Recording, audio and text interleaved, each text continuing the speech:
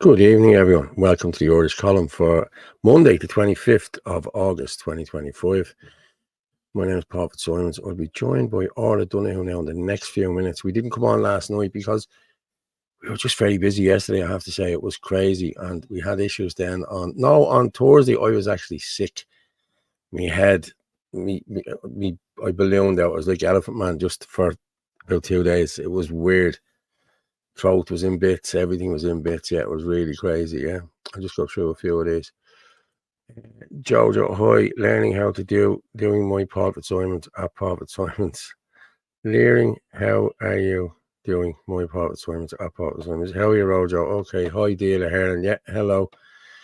Hi to all. Yeah, hi, Vincent. How are things with you? Yup, Finn, how are you, buddy? Yeah, yup. Who's this? Fat fuck transvestite.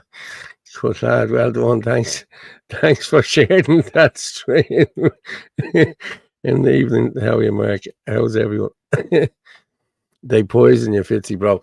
Honestly, it was weird. Like, I was just on a call, and next thing, what's wrong with your eye? I said, nothing's wrong with my eye. And he said, something wrong with your eye. So I looked and I could see it. This eye here was going down and was all puffed up. And I'm not even going to show you a picture because no, I'm not. Because it was pretty horrific. Like, my throat's been dry now the last couple of days. Like, but my eyes were burning. It was like, I don't know whether anyone can. I know who it is, Orla. Yeah, I know exactly who it is. But yeah, my eyes were. I don't know whether any lads will probably know. You get weld burn. You know the way you see a weld and you get that like sand in your eyes. That's what it was like for about 3 days. Yeah, and it's eased up now. It's grand now. I'm back to myself. You know what I mean? Good evening, all. Good evening. Was wondering what the story was the past few days. Yeah, that was it. Like, you know what I mean? But what we're going to do is we're going to change it now in the next week or two. We're going to change it from, we're going to do the Sunday night Irish column and then we do a midweek one. And if we need to do another one on a Friday or something, if something happens, we will come in for that. You know what I mean? But I think we need to I'm not saying scale it down, but we'll have enough to go at one midweek. So I think we could do that Wednesday. So that's what I'll be proposing. Yeah, caught a flu myself in bits the last few days. Now, in saying that, everyone in the house is sick. I'm not sick. I just got this funny turn. So I don't know. Hi, Paul and Orla and chat. Nice. Yeah, nice surprise. Didn't know you were on tonight. Yeah, we said we cancelled it last night. There was a bit of stick last night. Oh no, don't cancel it, don't do that. I just wasn't in the hour. And as you can see, I'm wearing my Liverpool top tonight because they're playing Nottingham or playing Newcastle, and we're winning 1-0. Happy days. Great to meet you yesterday. The speakers were great yesterday. Good to see you. The youth speaking up. Yeah, it was great. Hi all. Hello, Sarah. How are you? Keep sharing this out there, people. As an Everton supporter, your shirt looks really crappy. Listen, with the white in it, it goes mad. Like, you know, this is one of the old ones. I didn't buy the new one yet. Yeah. Sarah Malone repost the stream. Thanks very much, everyone. You can get us there. I'll put out the banner there. You can get us on live on X at FitzyDub, at Anthony L. Casey, at RugaMuff27, or at Force23. You can get us on Facebook, and you can get us on Dealer Heron YouTube channel. So yeah, you can buy us a coffee as well if you can, to keep us going there and doing what we do, please, because we don't get paid, and it costs a few quid to buy all the bummers. Yeah. Okay, let's see what we have here. I'd happily discuss topics on my channel to fill a gap foot. So whatever. Hi, Paul, Orla, and chat. Orla will be on now in a minute, but yeah, what's Ray saying? How are you, Frankie? Just let me see what Ray is saying. Ray Flanagan. Hi, all. I'm back in UK after doing a few days with the boys and girls at the Avonry in Blessington. As an ex-Blessington man, I would like to thank all the outsiders for fighting our cause. I'll be honest with you, mate. It's like I've said this before. We were in Knock about 3 months ago, 4 months ago, and there was 300 of us, and there was only 5 people from Knock. 5 people from Knock. Gee, well, hey, you only bought me one. I know I only bought you one. But yeah, it's only all of us, and this is where the media and the lefties are getting their shit. Like, you know what I mean? It's, oh, look, here's the far right down again. Here they are down here to spread their hate and their lies and their racism and their this and their that. Because they have the other people in the village shitting themselves. They can't come out. They're afraid of their lives to come out. You see it in all the little towns and villages around, even around Dublin, like, and around Kildare. People are afraid to open their mouths, like, you know what I mean? They know what's going on, but they're afraid of their life. You know, oh, think what Mrs. Jones will say, or think what such a body will say, or Johnny will get sacked, or Mary will get sacked, or we work in a hospital, or we work in a Costa, or we work in a you know, if something's wrong, something's wrong. You need to talk about it. End of story. You know, I'm sorry, you need to. You know, I'd say a fortune was spent on Orla's Bulmers. Well, it wasn't spent by me. Little England, how's it going, Paul? How are you? How's things, mate? MDC repost. You keep reposting it out there. Yeah. What's this? Watching from Dublin 13. Greetings from Baldoyle. Well, Nathan, I'm just around the corner. So, yeah. Who we got here? Colin, where are all the men in Ireland? Throw sport, alcohol, and the boys in men spotty stay quiet until Muslims invade. Disgraceful. Well, that's what's going on. Like, you know what I mean? We all know what's going on. How's it going, Paul? It's going good, mate. It's going good. It's going very good. 2-0. 2-0. 20 seconds of the restart. Ekiteki? Yeah. Lovely. Thank you. 2-0. There you go. 2-0. Live. Yeah, live score here now. Ekiteki's at the getting 20 seconds into the second half. Brilliant. My dad just doesn't give a shit. He just walks in, like, you know. As for the majority of locals and blessings, shame on you all. Listen, that's exactly where I was coming to and going with that, Ray. You know what I mean? Because, like, there was a problem here a couple of weeks ago, about 2 months ago. There was migrants that are moving into a place in Clontarf, and Shin and Adina were going, oh, we have to move them, we have to do this. And I thought, no, unless the people of Clontarf are willing to help themselves and contact us, and we'll help them do it, all right. But unless somebody from Clontarf comes to us and says, lads, listen, we need your help, or can you help us do this? Can you set this up with us? That's when you help them. It's no good people going into their areas, because they will just turn around and say, oh, they're the far right and they're just here to cause trouble. You know, when the shit hits the fan, that's exactly why they do it. That's why none of them come out and help you. None of them. They're afraid of their lives. And it has to stop. Like, at the end of the day, it's their kids as well. It's not just my kids, your kids, or Johnny's kids. You know what I mean? It's every kid is in danger here. You know what I mean? And every woman is in danger here as well. Paul, we are only doing this twice a week now. Which days? Yeah, Mark. Sunday night we'll do the column, and then Wednesday we'll do one midweek one on a Wednesday. There's a few other podcasts coming up, and you know that people starting up podcasts a whole lot. So I think there's Tuesday and tomorrow. I don't know. I'll be honest with you. We need to be taking a little break. You know what I mean? There's just too much going on. You know what I mean? There really is too much going on. And here's the lovely Orla. How are you? Well, how are you? I'm good. Brilliant. Yeah. I just said there about changing it to Wednesday, Sunday and Wednesday. And I don't know whether Thursday. Sunday and Thursday. Yes, you did. Yeah. We'll see. We'll discuss it. You have to run it by the boss. Sunday and Wednesday. I think Wednesday, midweek, boom. There, we 3 days and 3 days. Happy days. Yeah. Yeah. We'll talk about it. Good evening, Paul, and everyone. Blessed be. Thanks, Steady Eddie. How's things, mate? Sundays, I think, and Wednesdays. Mark the spread. Yeah, that's, yeah. How is your Sligo next weekend? Mise Eire went off well. Yeah, I've seen a couple of videos. There wasn't very many videos, and I spoke with Martin, and Martin said that they sort of said not to be posting many videos just in case you get staff or anything, you know, and fair play to them for that. You know what I mean? That was good. Fair play. Jane Doe. Hi, Paul and chat. Speaking of Mise Eire, I'm just going to play this here, right, Orla, and we'll come back. This is just from Mise Eire.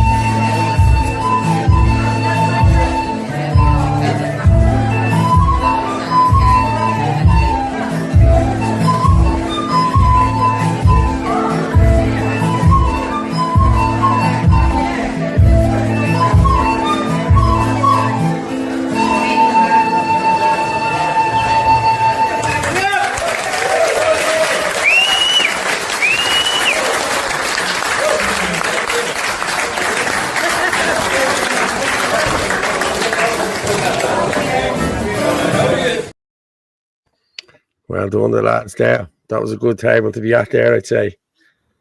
Yeah.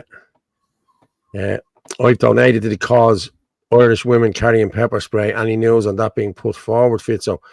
I haven't seen the results of the poll, and I did put in that I wanted to see the results, but I haven't seen any results as of yet. I did sign it, and I think a lot of people signed it. You signed it too, Orla, didn't you? The one for the pepper spray. Did you sign that one? I've signed so many protests, so many petitions. Sorry, I can't remember. Yeah. Orla's cat has the right idea. Not a fuck given. Chill to the max. Yeah.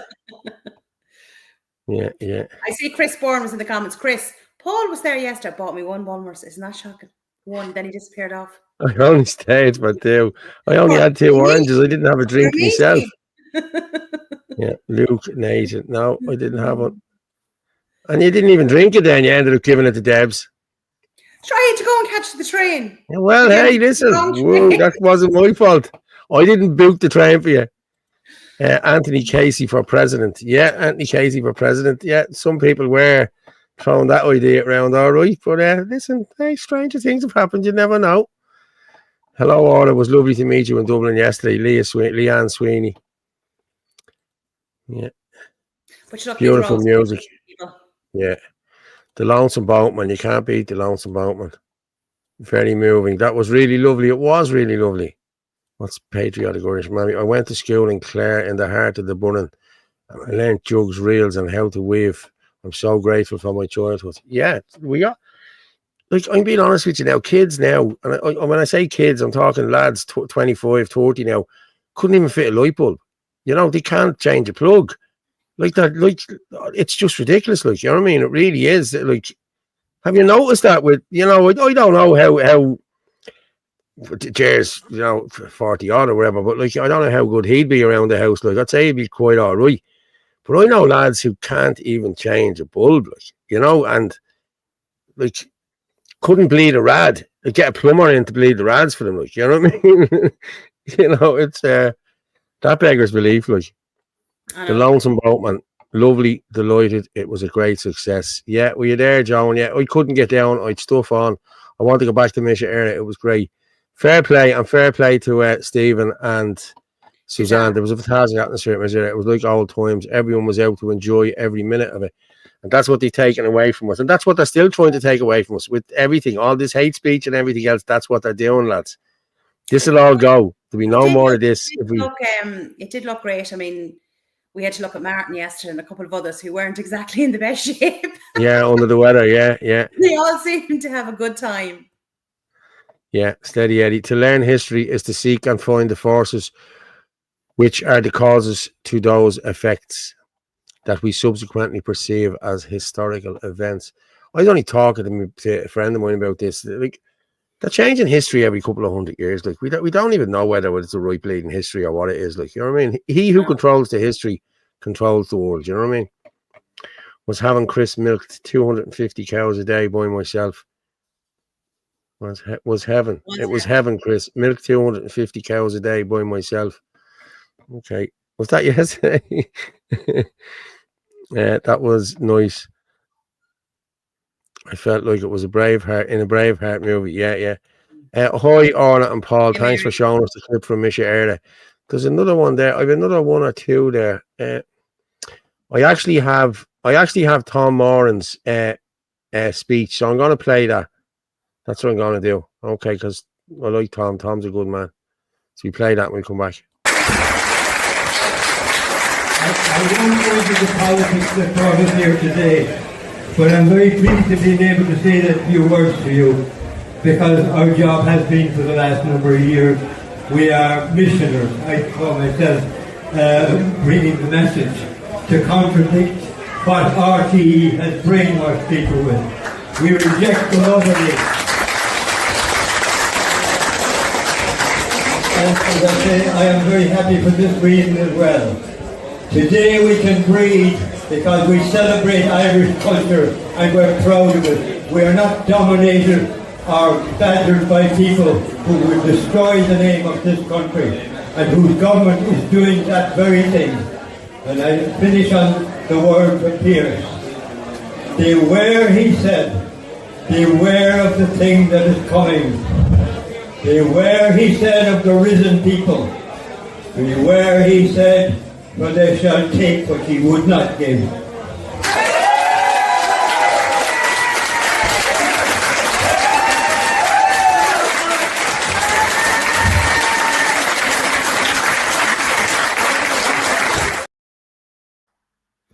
Irish Mama, yes, thank you very much. Yes, Irish Mammy, and your son gave me a badge yesterday evening. Fair play to me. He had one in his pocket for me.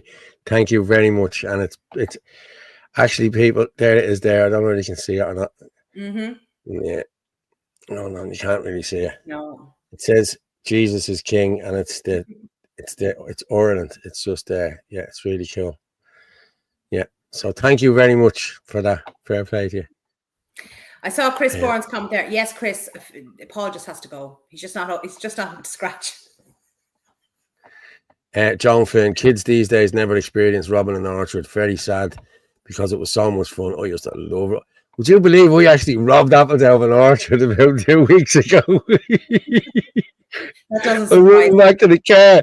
I'm running back to the car with a load of crab apples in me plate and in me thing. Now I pulled them down onto the road. You know what I mean? But yeah, I did. Aaron looked really good on TikTok. Yeah, I have Aaron's video there. I'll play it in a few minutes. Yeah. Jerry, yes, it was unbelievable. Can't understand how we could never put words to the music, but that was the way, even better. Yeah. People asked me not to play that Star Moan anymore because it wasn't Irish. Tom is a true gentleman. He is. He's a lovely man. Yeah, he really is. Yeah, crazy. KO meant to be that way. Yeah, what's this? Siobhan Fahey. It does beg a belief, Paul. I spent my childhood between Irish dancing in the garage with my daddy, hence being a 54-year-old woman that can do all my own. Yeah. Like I could build an extension with you now tomorrow. Like, you know what I mean? I've helped my dad build extensions. I've fixed cars. I've done tarmac. I've done painting, decorating. Like I've done. Trust me, I'm the Walter Mitty of everything. I'm being honest with you. I've done lots of stuff. Like, yeah, and that girl's the same. Fair play to Siobhan. Booker T. I was talking to a little girl one day, and she told me she was 22-year-old. She told me she was a 22-year-old child. I don't know. Have you seen that girl that's missing? There's a girl missing from Drumcondra. I'll pull her up now in a while. But she looks very young. I think she's been found or something. Has she? Good. I'm glad. Because she looks very young. Like she's 28, but she looks only about 15 or 16. I think. Neil Murray, I think, had. I did see that. Yeah, I did. The fear of missing out after watching all the videos. Looked like a great day. I hope to be at the next one. Yeah, we will. It's just a fella different. Yeah, so she's been found. Hope all she's found, is she? Good. Yeah. Brilliant. Yeah. Hope all is good with you, Paula. Yeah, I'll send you a video of a lovely taxi man in a minute, Paul. Yeah, no problem, mate. Michael John, human gay male had an alternative to Manchester Gay Pride on Saturday. Really good event. Oh, okay, cool. So it wasn't the month anymore, is it not? You don't get that anymore over there. Never, but my comments with GM leave. You're different at the door. Nothing changed. Yeah. What a lovely man. What a lovely man. What a lovely man. Personally, I don't care. Whitehall song isn't Irish. Yeah, there you go. What affects the UK will affect there. It's like dominoes. Yeah, it is. It's gone horrible. There we go. There's another goal, isn't it? Or Newcastle's at the score. He's in there. Effing and blinding out. It's the parents. If your kids aren't able to tie their laces, then they deserve to have them up on your hip till they're 40. Yeah. Card of Ireland watch. We were gone through all of them now. That's grand. I haven't had I haven't had in over 20 years. I don't know what you haven't had now, to be honest. Yeah. And Nick Ting does his campaign tomorrow, doesn't he? Nick Delahanty. You can comment and you can get us on FitzyDub, on X at Anthony L. Casey, at RuggerMorph27, Ireland Force 23, Paul Fitzsimons on Facebook, and www.theirishchannel.com/live. If you can, please buy us a coffee because it keeps us going. That's what keeps us going here, you know what I mean? But Yes, Orla. Okay, so you said, loads of stuff. We have a mountain of stuff to go through. Mountain of it. I have young Aaron. I'm gonna. Do you want to do Aaron's one first? Let It's me short, just see. sweet. Have I got it here? I should have it here. Where is he? It's Anthony. And there's Anthony's one then. I think I have Anthony's one there. Yeah.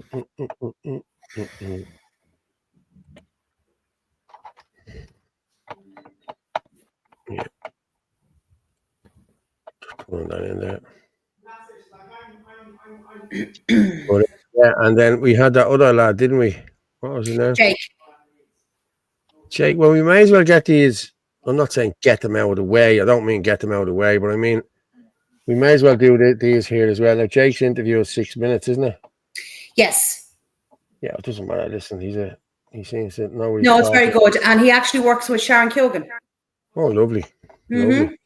He's a really nice young lad, I have to say. Let me just see. Can I get that in there? Jake Fitzsimons. Have I not already got that in there? No, I haven't. Right, I'm going to play Aaron's and we'll come back. The Irish youth deserve this land, deserve this future, deserve these houses, and we will take a stand against this. We will not allow this to go forth any longer. And for all the young people out here today and listening to us through screens, there is a way you can get involved from the position you're in now. I am founding a youth group, Children of Heron, where we can finally speak out on the issues that have been affecting us. We can speak out against immigration, which I'm not racist, none of you are racist, but it is becoming a problem. We need it capped. We need people to come in checked, vetted. We need to make sure that the safety of Irish women, men and children are the top of our priorities, because at the end of the day, we need to put the Irish first. Now, I want to remind you all that there is a raffle which we will be announcing, and at the end of the day, we're all one people, we're all here for one cause, and that is for the youth of Ireland, of our, the true country. So thank you all very, very much. We're going to get back to the music and then we will announce the winner.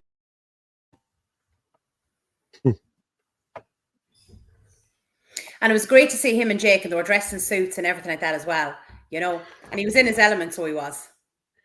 Yeah, that was it. Listen, there's a couple of hundred there, all right. There wasn't as many as we thought would be there. But listen, Look, the videos and the stream went live, and like a lot of people seen it. Like a lot of people have actually watched that.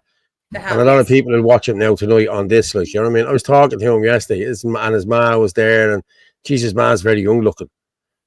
I suppose he's only 16. I'm looking at him going, Jesus, your ma's very young looking. You know, I'm thinking, and his granny. And his, yeah, yeah, I didn't see the granny. No, thanks be to Jesus, the granny wasn't there.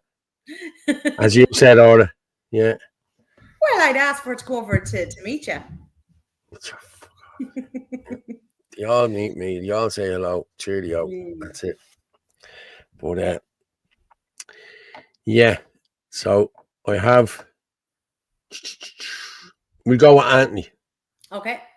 Okay, and then we'll go with Jake Fitzsimons, and then I'll go. Lads, we're up to 500 there. Keep sharing it out there, please. Keep throwing it out there. I know it's a Monday night, but if you can share it out everywhere. I didn't even put out any, what do you call it, myself on this. Did you put it? I didn't put it out on WhatsApp or anything. I shared it on Facebook and that, yeah. Facebook, that was it, yeah. Hey, Orla. Angela Leggett. Hi, Paul and Orla. Was en route to Aaron's March yesterday, but I had to get off the dart. My elderly mother locked herself out. Great speeches, great young lads. Yeah, fair play to you, Angela. Yeah. It gives me hope to see a young fella like that. Fair play. Yeah, exactly. Well, Paul, you are. Thanks, Michael John. Is it KO? That's bad here. Yeah, Irish Mammy. Irish Mammy, I'd say he's a good lad all the same. Who was that, Aaron? Great young man. He is a good young man, I have to say. So happy Kneecap Lowlifes had to cancel US concert trip. Listen, that's the gobshites. I don't know what anybody sees in them, I'm being honest with you. I really don't. Sonia White, I had apples from an orchard in Wicklow. Well, were they good? Yeah. You better get the most of them, because the foreigners will lead and have them in no time. You haven't a clue what you're doing. Nothing for the people of Ireland. Get back in talks with the room and talk. Okay. His mother was good, very good looking. No wonder you caught an STD. And you're Eddie, come on, you cock you. He's a prick. Oh my God, that's terrible thing to say. Oh my God. Oh, stop. Kira thinks I have a nut allergy because I keep eating nuts. Yeah. Oh, man. Well, if it was a Eddie nut allergy, it O'Malley. would have happened before now. That or you'd be dead. Exactly. It wasn't a nut allergy. It doesn't just like Oh, it come wasn't. on. I know, yeah. You know, like years later. Right, I'm going to play Jake's one then, and then we'll come back, right? Don't you want to play That's a Anthony's couple- first? Oh, did I not play Anthony? Shit, sorry. Where And is the there? ones Sorry. who were Anthony. agreeing with me yesterday that Paul has the attention span of a gnat. No, I haven't. Yes, you do. Right, I'm going to go with Anthony. Leader Adela Heron and How's it going, everyone? Just a quick clarification, I'm not the leader, Shinadina, despite what the papers might say this month or next month or any other month. But I am ashamed to see, sometimes it baffles me that there aren't others up in the papers in the same way. And the same others aren't here supporting the youth of Ireland. In my mind, the most important march this year, it's all about the youth. It's a shame to see such a dismal turnout. But I'm proud of Aaron, everything he's achieved, his bravery for standing up for the youth of Ireland. I'm proud to have him a Shinadina member, and I'm proud of Shinadina being here and marching today. All the work they're doing across the country is amazing. They mentioned briefly Díl Heron. Why Díl Heron? Because God is needed with Ireland right now. If you don't realise how evil this war is, then you're not awake, and you need to wake up the person beside you. That's the truth. Do I agree or believe that we can sort this out in 4 years of the ballot boxes? No. But we need to talk the right narrative. We need to take the narrative off them. Because they're controlling the narrative at the moment. And it's evil, it's vile. The crime rates are going through the roof. Look at the youth. They have no future in this country. Nothing safe, nothing affordable anymore. We need to stand up for them. I think it was Pierce who said my life is forfeit. Did I get that right? Was it Pierce? That's how I feel. And that's how we all feel that we stand up and go out to the streets. Nothing will deter us. Threats will not deter us. Our life is forfeit for our kids. And I'm very proud. I want more of these youth marches. We'll sponsor them. We'll be there. We'll work with anyone else who has the strength and the courage to shake hands and do the same. So Aaron Gabra, Díl Heron. God bless. Well said, Anthony. Well done. Short and sweet. What? Short and sweet. Short and sweet. That's the way they all should be. Short and sweet. You don't need to be getting in there and giving a bleeding life story, and you know what I mean? Good evening, Paul and all that. How are you, John? How's things, buddy? Good to see you.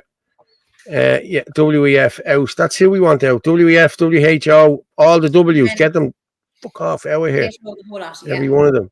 Mm-hmm. John Flynn, patriotism, mommy. Oh, that's fantastic. Yes. Ireland is in a much worse position than the UK by comparison. Yeah, I think so as well. I'm being honest with you. People just want to get on with it now. You know what I mean? I think it's too late now closing the bleeding door after the horse is gone. You know, there's too many come in, you know, way too many. Especially the Indians, you know. No bullshit, straight to the point. Yeah, that was it. Good man, Anthony. Fair play to you. They said they might come on tonight, you know. Yeah. John, I'd be lost without them to do my work for me. Yeah. Right, I'm going to play this young man. Did I pull down Gavin's one yet? Yes, Jake Fitzsimons, and you can follow him over an X. Jake Fitzsimons. Yeah, this is a young man called Jake Fitzsimons. Aaron just wasn't able to come on tonight because he was meeting friends, so. I have rashers in the fridge. Yeah. Fair play, dog man. Okay, I'm going to play this one here. This is Jake Fitzsimons. Now, I haven't seen this. Orla actually interviewed him. She said it's good, so I take your word for it, Orla. You see, I was out working, Paul, while you were busy. I don't know what you were doing. I was putting the world to right. Like, I have a strong presence here. You know what I mean? I need to be places to do things. Oh, you know what I mean? That's all you do was just walking around. Shit gets done when I'm there. You know what I mean? So, yeah. I was out working. You were just walking around. That's what it looked like. That's what it looked like. Trust me, I was walking around, yeah. I'll play this and we'll come back and talk to it in a minute. So I'm delighted to be here with Jake, who did a fantastic speech today at the rally. Jake, you were brilliant. You really spoke from the heart. And I must say, you look fantastic in your suit as well. How did you think today went? I think it went very well. So this was my kind of debut in public speaking. Done little bits here and there, but it's certainly the biggest crowd I'll have exposed myself to. And so I thought it went very well. It was a great reception. I was very happy with the turnout. The support was tremendous. Met some new friends, and I met some people who I would have called friends kind of online, met them in person for the first time. So overall it was great, fantastic people, and I look very much forward to appearing at similar events now going forward in the future very soon. Definitely. That's the great thing about these gatherings. You know, you get to meet so many people that you speak to online and different things like like that. Already kind of, yeah. So Jake, you're studying politics. I am, yeah, DPRT. And what made... I've always been into it, ever since I was a little kid. You know, when I was in primary school, other guys in my class, they'd be watching, you know, sports or, you know, cartoons, whatever. I'd be watching Oireachtas TV and RTE. I've just always been into it. I've studied journalism too, studied history. I've just always been very, very passionate about and just fascinated with everything to do with current events and just how people interact with each other, and I just love the idea of representing other people. And Jake, you were telling me earlier on that you work with Sharon Keoghan. Yeah. And how do you find that? Sharon's a lovely woman. So I got my start working for her through my course. I did a PLC in journalism and did my work experience in Leakin District News, which she runs along with a couple other county councillors. And then, yeah, the timing was just good, honestly. It was just lucky. She liked me enough that she brought me on for the local elections last year, and then the general elections later on. And then, yeah, and then I worked just doing bits and bobs in Leinster House, different errands. And then last week I was delighted to be nominated by a couple of county councillors, and now I'm officially a member of the local committee for the kind of Laytown, Bettystown area based out of the Leak for the next couple of years. Excellent, that's brilliant. And Jake, today's rally was all about, you know, mental health services or lack of in Ireland. How do you find things as a young person? Well, I'm very optimistic and I'm very passionate, but I can't say that I'm the norm. I'm very much the exception in that sense. I think that the main word that I would use to describe the youth in this country right now, and perhaps throughout the West in general, is apathy.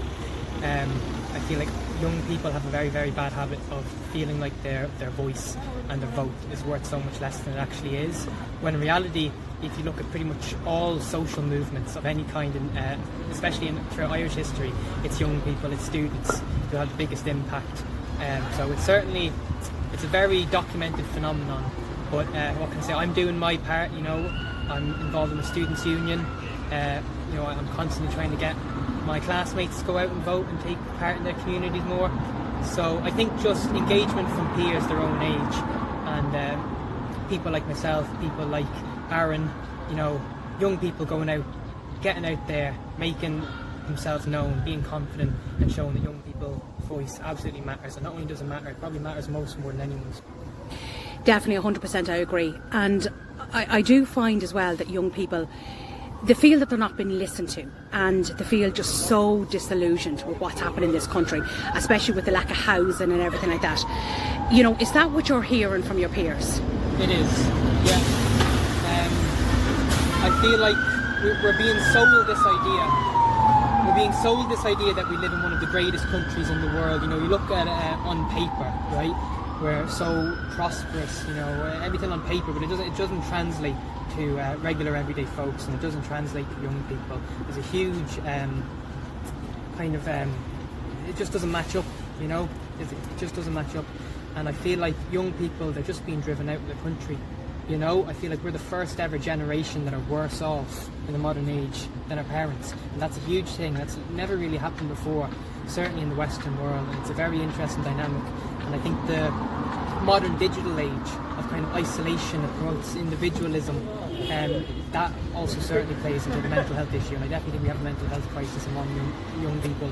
You look at the usage of antidepressants, of medications for this, that and the other. I think it's certainly a recoverable situation, I wouldn't say it's a lost cause by any means, but I think the state and our elders have failed young people, quite frankly, throughout lots of the Anglosphere. Jake, it's an absolute pleasure to speak to somebody like yourself. Like, you're so well spoken, you're so well dressed today as well, and you did a fantastic job and you spoke from the heart. So listen, keep going. You're on X. Are you on TikTok or anything like that? I am on TikTok, yeah. Not as active, but I may do the odd duo TikTok. If any of you know Cormac Core and me, the kind of pally with him, I might get on live with him sometime occasionally, but mostly X, to be honest. But it's very, like, it's so important for young people to be speaking out, Yeah. because your voices are not being heard. You know, so Jake, thank you so much for speaking to me today. And listen, we'll have you on the column show soon. And fair play to you, you did a fantastic job today. Yeah, thanks so much, guys. You'll be seeing me next, I believe next Sunday in Sligo. I'm making another appearance, so tune in, maybe even show up if it's not too out of the way. I'm so thankful for the opportunity, and yeah, just felt so much love and passion today. I'm so grateful. Birmingham Morgan. Thank you so much. Jeez, he was a good kid. He was a nice kid. He was lovely. He was really nice, and he was very easy to talk to. And like, it's, as I said, it's so important, you know, for them to be speaking out about what's going on, because they are the. And he next hasn't been generation. captured. He hasn't been captured. No, same as Aaron. Yeah. Fair play to him. He's a smart young Now, fella. there Everyone's is, saying. we do have a recording of his speech. Now, it's over 9 minutes long. I have it up on my own Facebook page. It's up on the column Facebook page as well. Paul, you can put it up on the column X page as well, and I've sent it over to Jake as well, so he'll put it up as well. So if anyone wants to actually watch his speech, he was very well spoken again, and he made some excellent points during his speech. How long before they turn him too? That's what I just think of myself. He hasn't been indoctrinated yet, you know what I mean? So they get him quick enough. They try and get him quick enough, I tell you. You see, he's that bit older, like he's 23. Is he You know, 23? He's 23. What? I thought he was only about 17. No, he's 23. He's he looks very young. Yeah. Mise Eire, a blinding success. 750 people attend. Compare it to Sharia Fain, who cancelled their Ardèche to save themselves the embarrassment of a half-empty room. The future is bright. It is bright. Fair play to everyone that went down. We Irish abroad must be given a vote. Yes, I've said that all along as well. Nice interview, Orla. Good job. Yeah. Thanks, Aaron. RTE be looking for her now. Watch. She'll be looking to be bleeding paid now. Be 2 bottles of Bulmers now. Watch. I got We one need to bottle protect of our Bulmers. kids. Plus, there's a lot of young lads and with mental issues, undiagnosed, ADHD, etc. They can't get out of bed and have a mind focus on the state of the country. We need to highlight this more. Yeah, you're right, John. We do. But that's what that rally was about yesterday. It was about mental health issues with young people. But look, it was a busy weekend, so ask him if he's an ethno-nationalist or a civic nationalist, and you'll have your answer. Yeah, Booker T, or he turns to, yeah. Good man, Kieran. Big wet stuff coming for the veggies as well. I don't know what that is now. Still only a kid. Yeah, he still is only a kid, but he looks, yeah, great young lad. No way he looks 23. He looks 16. That's exactly what I said. Yeah, 100% all theatre and smoke and mirrors. Give us a straight answer. Okay. I don't know whether that was meant for me. do you want now? There's 3 little clips on Moore Street, because we took a walk down there on our way to the Garden of Remembrance. Thanks, Susan. The way you speak to people, Orla, is a joy to watch. It's a pity you shouldn't speak to bleeding me the same way. KO, you devil. You never told me you were allowed to climb onto the roof of the Air Square Hotel. I don't know what that is. Paul Morris, Fitzy, Orla, would you ever think of having Keith Newada on the chat about proper ancient Irish history? The history that's hard to find. Yeah, I think Keith. Martin had Keith, I think, on his Minutes to Midnight, hadn't he?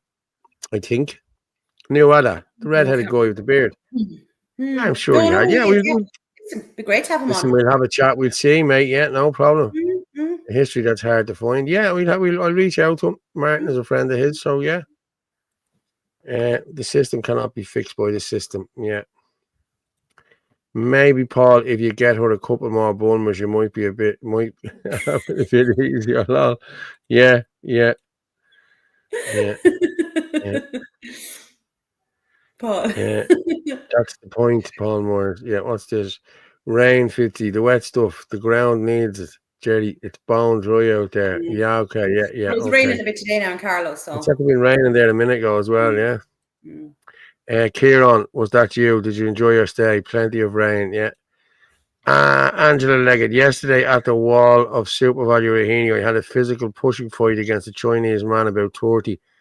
I was trying to protect the pigeon. Chinese fella saw dinner. Me and the pigeon won. Ireland's gone fucking crazy.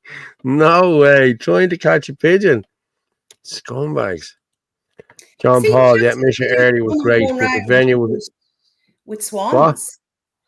There's What? been videos of some of them go around with swans. Oh, I've seen it. Like, Mhm. I was in the park today with the swans, and like there was 3 Irish lads come over. He said, "Oh, would they bite you?" I said, "Never mind about them biting you." I said, "You have a look at them quick before the foreigners bleed and eat them."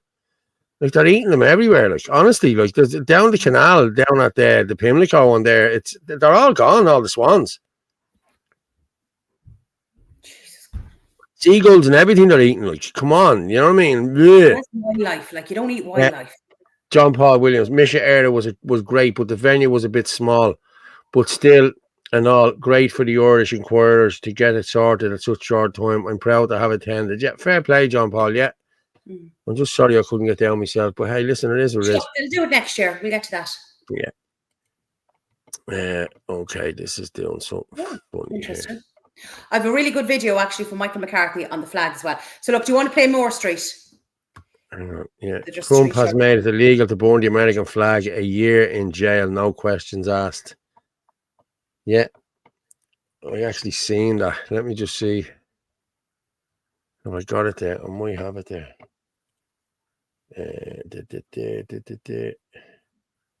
I know you'd have to go looking for it there. But yeah, he has made it 1 year in prison if you're caught burning an American flag. It doesn't matter. If it's taken off the street, you're brought to court, 1 year, gone, cheerio. Proper order. That's the way it should be here as well. Keith is a great skin. Yeah, I've never actually met Keith, but I've seen him and I follow him and I watch a lot of his stuff. Just a shout out to the pigs in the Phoenix Park watching in. You up the dirt. Thanks, Mr. White. Actually, yeah, hang on there. Let me just I just want to share this while I'm here.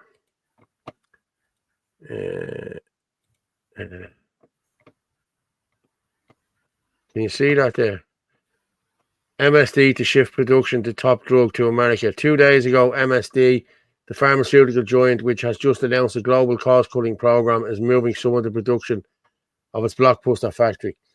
MSD, there it is there. Keytruda is the biggest selling drug in the world and generated sales last year of nearly 30 billion for MSD. For years, the drug has been mostly made in Ireland, but MSD plans to relocate a significant portion of that manufacturing to the US amid rising tariffs on the sector. Yeah.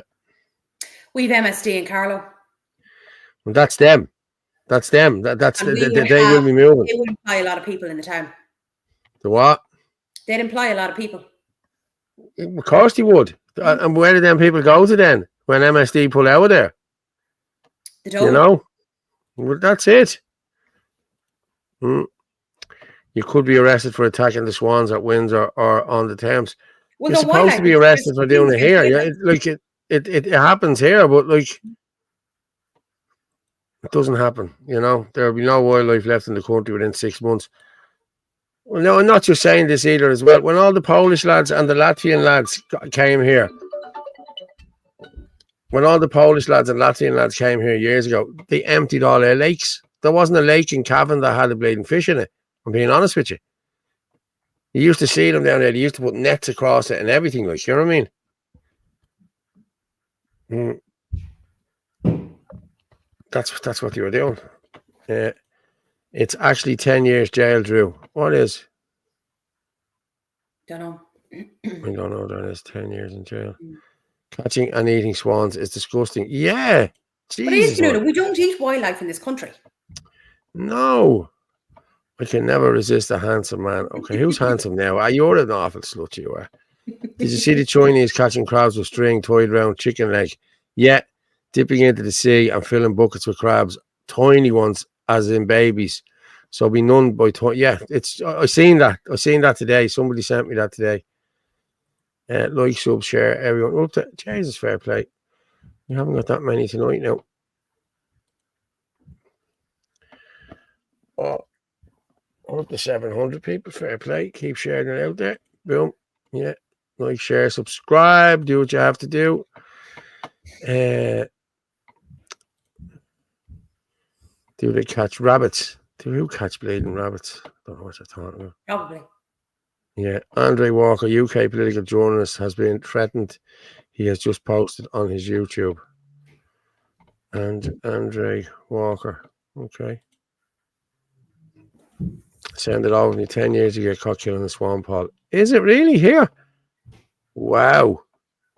Wow, I didn't know that now.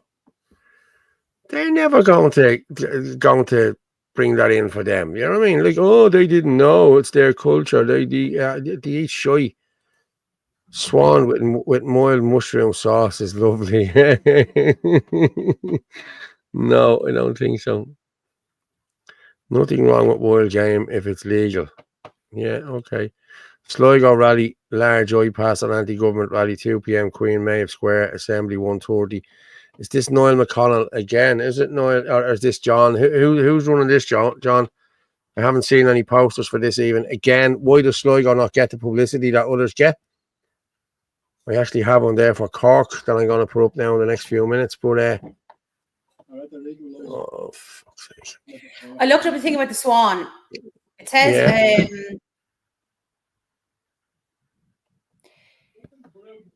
Tipperary farmer was fined €1,000 in 2023 for shooting and killing 2 swans. Wow. Imprisonment. Doesn't say there now. Hold on. Pure view of swans, they're supposed to be legally protected in Ireland. Yeah, I think so. Yeah. Housing development's going ahead in full earnest to accommodate their importing booming populations without the regard of the... Listen, we know what's happening here. You know what I mean? They're not putting them into iPass anymore. They're just moving them straight out into houses, and that's what's happening. Well, I featured a story the other day on my Facebook page. Was it yesterday or the day before? And they were looking to put them into a dementia care home. So they're going to, never mind that they're closing the nursing homes, then I want to close the dementia care homes to put them in there as well. So it's great to see what our government thinks of our elderly and people with serious illnesses like that. Disgraceful. Hey, Barry, how are you? Yeah. Paul, I will send the poster now on DM. Yeah, thank you very much. Yeah, I think I have the other one here. There's Cork. Cork is in October as well. Did I send it to myself? Maybe I didn't. No.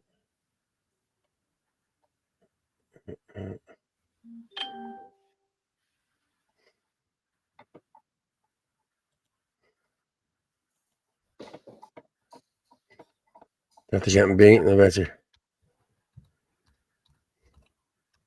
I'd say it was 2-2 there. That's what it was. Yeah. Have you seen the terror threat thing that I've seen this was sent out today? This is like a Muslim fella talking about this as well. It's weird. It really is. Yeah. I'm gonna just send on this link to somebody there. Did you say Michael McCarthy you had there, was it? Well, I said Moore Street, first of all. Oh, Moore Street. I have Moore Street here. There's 3 of them here on Moore Street. Yeah. 2 of them here on Moore Street. Let's just play this one.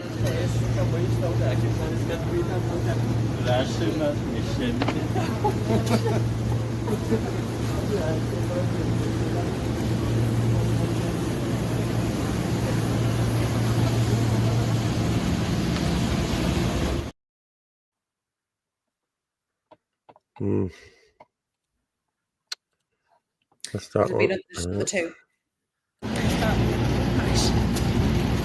More on Moore Street.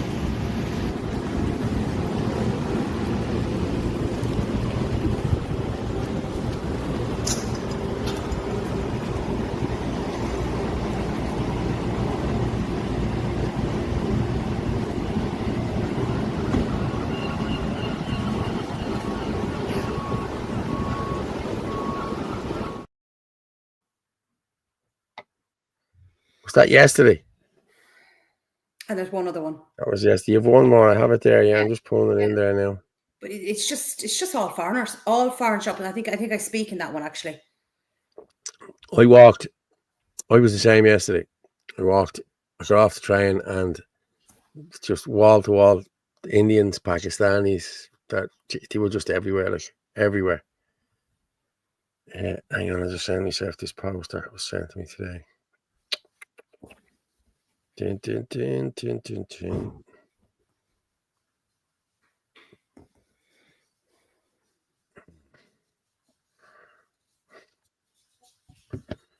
Yeah. Right, Meryl Street, sorry, go with this one now.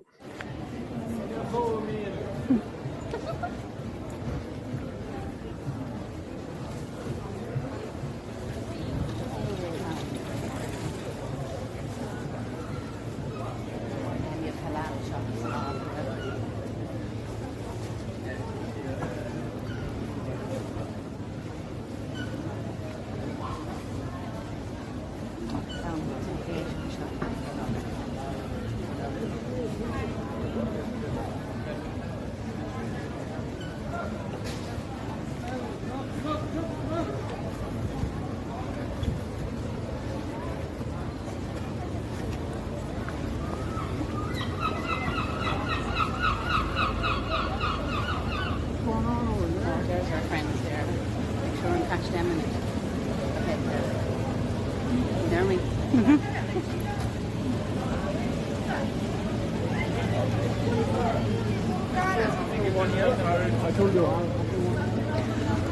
All it is just phone shops, takeaways, Asian shops. This is Moore Street.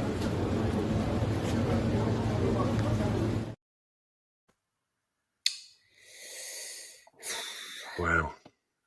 It's barely any Irish. Mm. Do you know?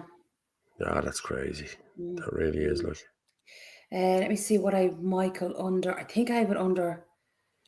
It's to do with the flags. Hold on a second. I have loads of stuff here. Should be under. See, it's a pile of stuff from the last few days. Is it another young girl sacrificed? No, hold on. No, we've to play that as well. No, this is to do with. Hold on a second. It's to do with the British flags. And I'll just see what I've labelled under. It's hard. I can get it here if you sent it to me.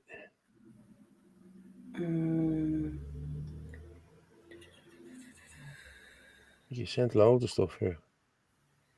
It was Wednesday.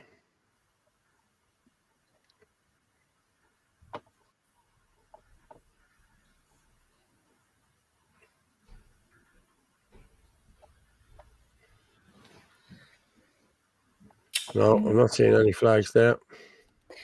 I'll find it on X. Play that one on with Michael McCarthy where it says another girl sacrificed. Because that's the one as well. I'll get the other one. Where the bleed hell is that gone now? Yeah, another young lady sacrificed, another young girl sacrificed. Let's play this one because I think this is horrendous. A 17-year-old Dutch girl was gruesomely murdered while biking home from a party in Amsterdam. 17 years old. She called the police saying she was being followed, but it was already too late. The dispatchers heard her scream. She was stabbed repeatedly in the wrists and neck. A 22-year-old asylum seeker has been arrested. He was wanted for 2 other crimes, including a brutal sexual assault of another young girl just days earlier in the same area. Eva Flerdingerbroek says, to summarise that for you, he committed a crime on August 10th, 15th and 20th, ultimately killing Lisa on the 20th. In the meantime, he was living in an asylum centre paid for by Dutch taxpayers. So while Dutch taxpayers were paying for this guy to be in their country, he sexually assaulted young girls and murdered a 17-year-old. This cannot go without consequences. We need to demand remigration. now. I'm going to give you my views on it. That 17-year-old Dutch girl's life is more valuable to me than 1 million of these asylum seekers that come in and rape, torture and kill children and girls. In what world is it justifiable to pay for them to be in the country? They're using your money to flood your European countries with these people. People who end up killing children, young girls. That 17-year-old was just starting out on life. That is when you finally get your first sense of freedom. She was biking home from a party and she was murdered by one of these people. Imagine that was you. Imagine it was your sister, your daughter. And imagine you knew that while you're going to work, your money is paying for that person who ended up killing your daughter, your sister. You were paying for them to stay in the country. That's the reality that's going on in Europe.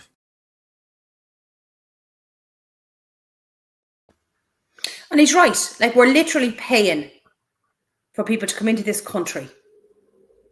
You know, like, I featured a story earlier on today, and it was about how 2 Afghan migrant men kidnapped and raped a 12-year-old girl over in the UK, right? And you think about it, the UK only announced there recently that they were going to be letting in 24,000 Afghan men into the country. You've already let a lot of them in. We featured the chart that it said over 59% of Afghan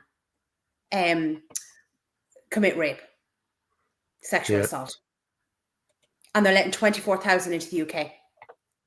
It's unbelievable. Somebody put up a comment there about a 2-year-old child stabbed in Germany. Now, I've gone to look it up, but all that's coming up is where the child was stabbed in front of the father. Yeah, they're not showing you very much about it. It's hidden. Yeah, it's sort of hidden. Just ask that person, like, do they have any sort of is there any sort of a news article or link to it or anything like that? Because all that's coming up is the one from a few months ago. Yeah. I sent on that one with the flags there now. Hang on, I'll send it on now. I'll have to get my little hint in at the end. One little hint. Oh, you'll know when I say it. Okay, fair enough. Let me see. You just sent it to me there. Yeah, just sent it there. Yeah. I thought I had download it.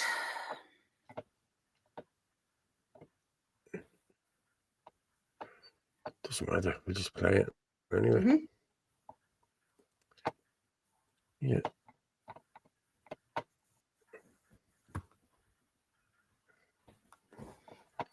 That match couldn't still be on. He couldn't still be watching that at 10 o'clock, could he?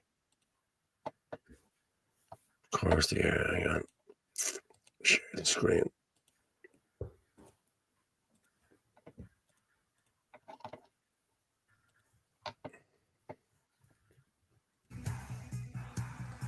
Okay, so this is happening all across England, the UK, and it's starting to happen in Ireland too. It's called Operation Raise the Flag. I love it, honestly. Whoever came up with it, genius.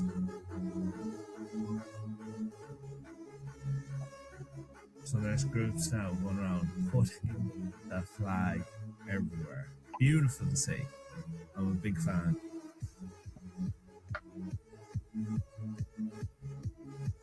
The rise in nationalism, which is needed. People have been castrated for too long. Because our countries don't work for us anymore. They don't put us first. So this kind of stuff is needed.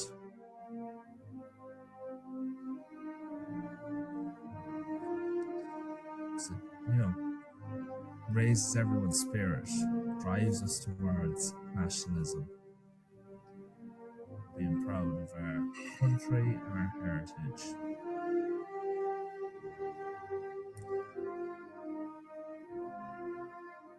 I see. What does everyone else think?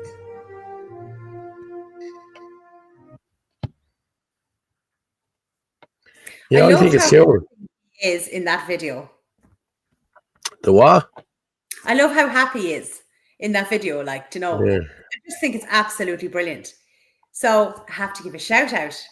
Who do we know who's excellent with getting flags and organising flags? Yeah. Andy Quirk. But I'll be honest with you, we need to get every, I'm not even saying says no group, every residence group, all the residence groups, throw in a $5 each. You get a couple of 100 flags. You get 100 flags for a couple of £100. I don't know how much they are exactly, probably 500 quid for 100 flags. I'm not sure, but I could find out. Put in the few quid yourself, share them out, and put them up on all your street, every second street lamp, you know, or every third street lamp. Just let the road and let these foreign invaders know we are Irish. You know what I mean? This is where you are. You're in Ireland, mate. Keep your Palestinian flags to your That's bleeding actually self. one thing I noticed yesterday. So when you walked into the Garden of Remembrance, away down where the children of Leah are, right? There was a flag behind it. That was fine. But back up the top where you come in the entrance, there was 2 poles there, no flags. Why is there another Irish flag or 2 Irish flags on those poles? This is the Garden of Remembrance. Yeah. John Paul is just saying that Muir Street, the Moyes, is purposely being done to make it a kip. I agree with you.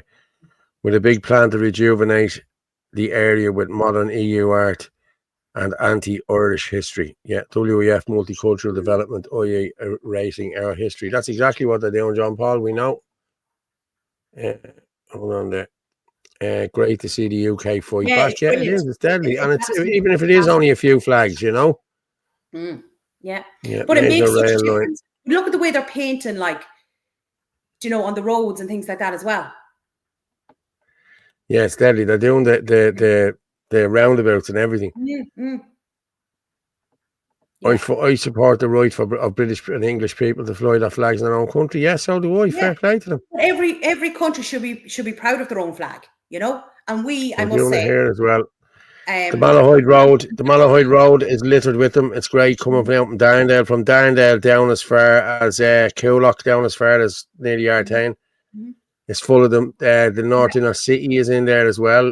Yeah, I think they were put up there on Thursday or Friday.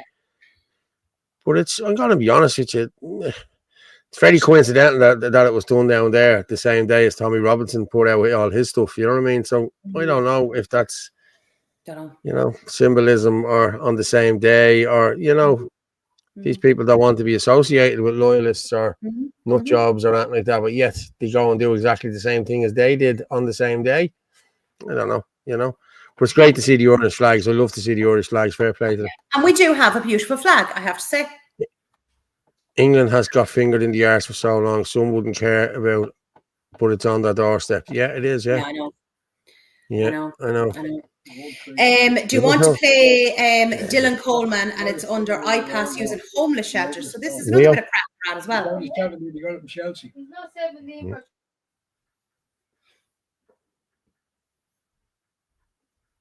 You're muted.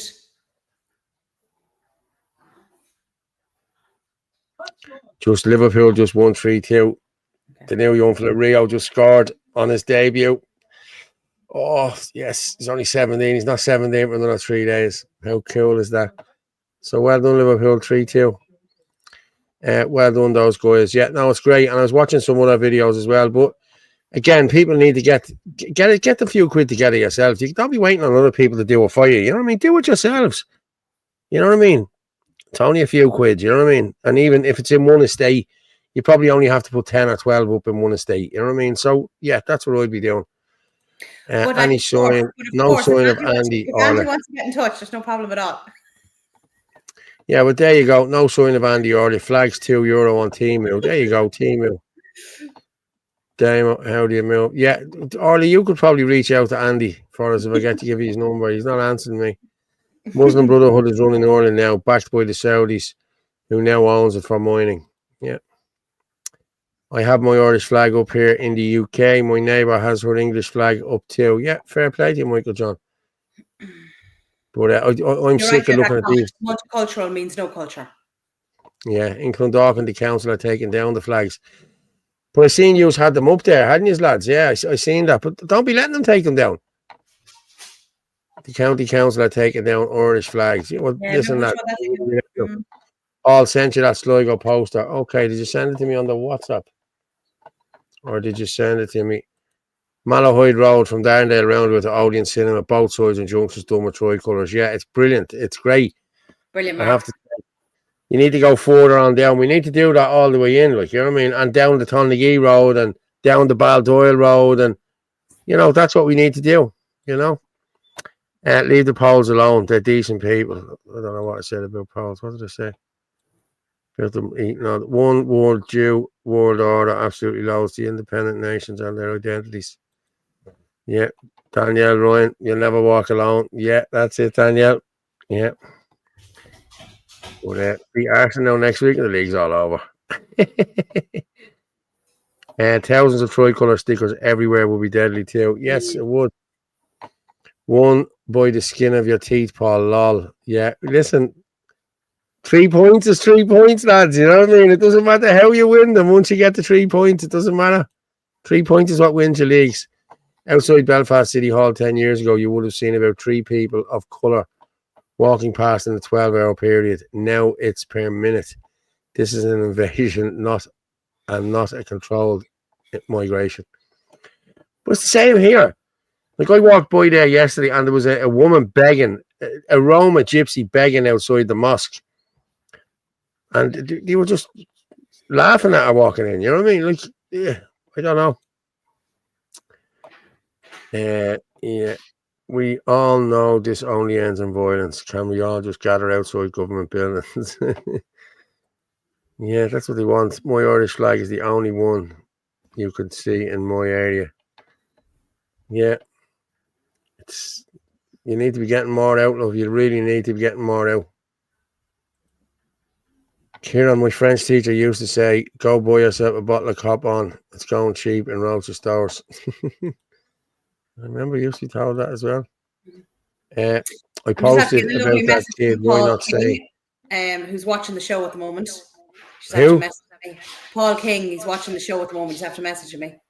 C wins. I posted about the kid, why not saying? I don't know what you mean. C wins. When did you post that to me, mate? I didn't see anyway. I think that's the guy that was talking. 2-year-old, is it? But I can't find any information. Have you got a news article, or where did you see it? Because it's coming up from the article, or the news articles from a few months ago. Yeah. Just gonna get Facebook up here. John sent me. Yeah. Oh, Messenger. Hold on there. Oh, my night.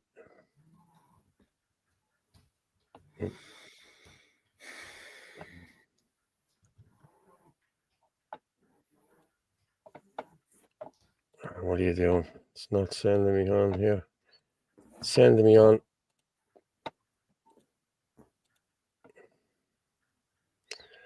I'm not seeing that, John. It didn't come into me. Messages. John, do you want to send it on to me? Because I'll send it up on to Paul to make sure he gets the poster up. I haven't seen it. I liked the picture of me getting choked out yesterday. That was cool. Oh, with Anthony? Yeah.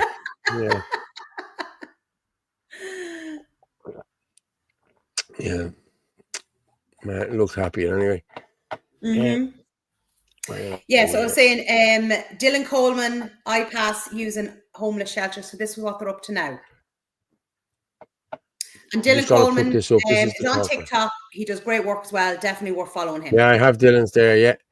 I'm just going to put this up here. National Protest for Ireland, Grand Parade, Cork City, Saturday the 11th of October, 1 o'clock, assembly at the Monument. So there you go, guys. I'll just make that bigger. A National Protest for Ireland, Grand Parade, Cork City, Saturday the 11th of October, 1 o'clock, assembly at the Monument. So I'll be putting it out for the next couple of weeks anyway. So yeah, we'll keep it going with that. 60 more are there. Yeah, I think so as well, Mark. Yeah, I do. Oh, there's 60 more ordered. Oh, okay, cool. Nice one, Mark. Yeah, fair play. That's deadly. If you need to dig out, putting them up, let me know. I can give you a dig out. That's no problem. I have a ladder and all there. So, yeah, that's cool.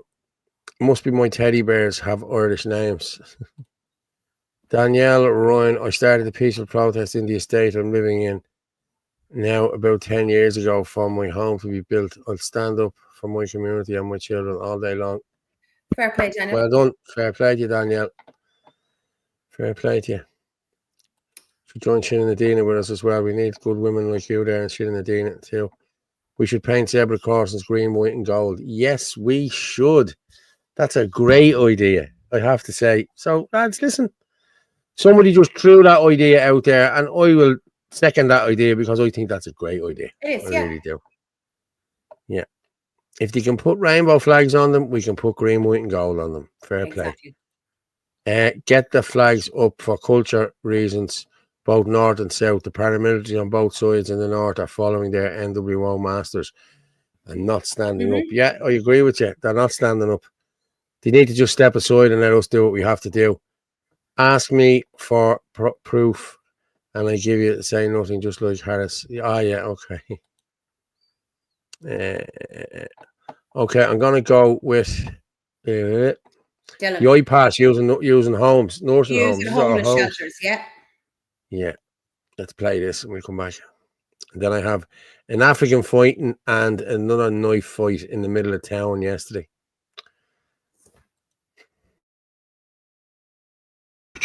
Shows that 46% of people in homeless accommodation are not Irish. Out of a total 9,899 people accessing services, 5,349, which is 54% of that number, were Irish. 2,229 were EEA UK, and 2,321 were people from non-European countries.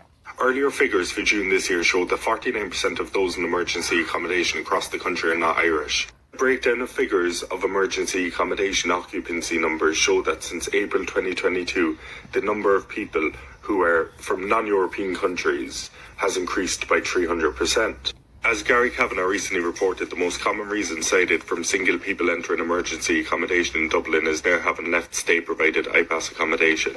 Lads, I'm not being smart or anything, but we got told that the people coming to this country are going to be extremely beneficial. As people know, one of the biggest issues in this country is homelessness. Did we need diversity in that or what? I personally believe that people that leave IPAS accommodation and then go into homeless accommodation don't work, still claim benefits. That will actually fast track them in the long run to actually get accommodation from the government. I'm speaking about council houses and all that. And like I said, I have a lot of hard-working friends who actually immigrated to Ireland, and they have friends who actually came to the country to seek asylum only for the benefits. And this is people telling me that their friends are doing this. Their friends are telling them that they're doing that. And why are they doing it over the benefits that the government are offering them? What looks to be one of the aims here is not diversity in day-to-day lives and jobs and all this kind of thing. The diversity is actually going to happen around homelessness. Now, there you go. Yeah. Police horses get scared by those rainbow. So, yeah, that's... So, how many did he say again there? Muhammad and Baal sacrifice to Baal worshipping.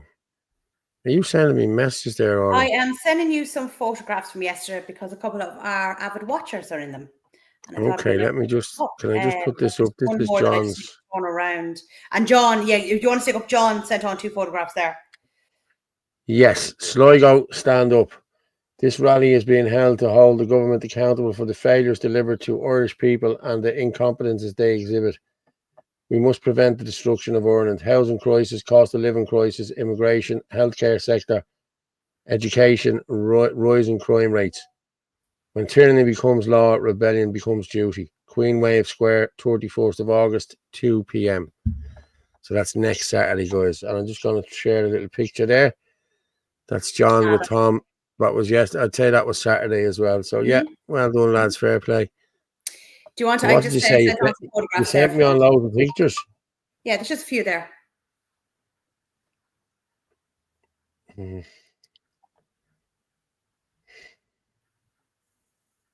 Well, so let's go through them then. What?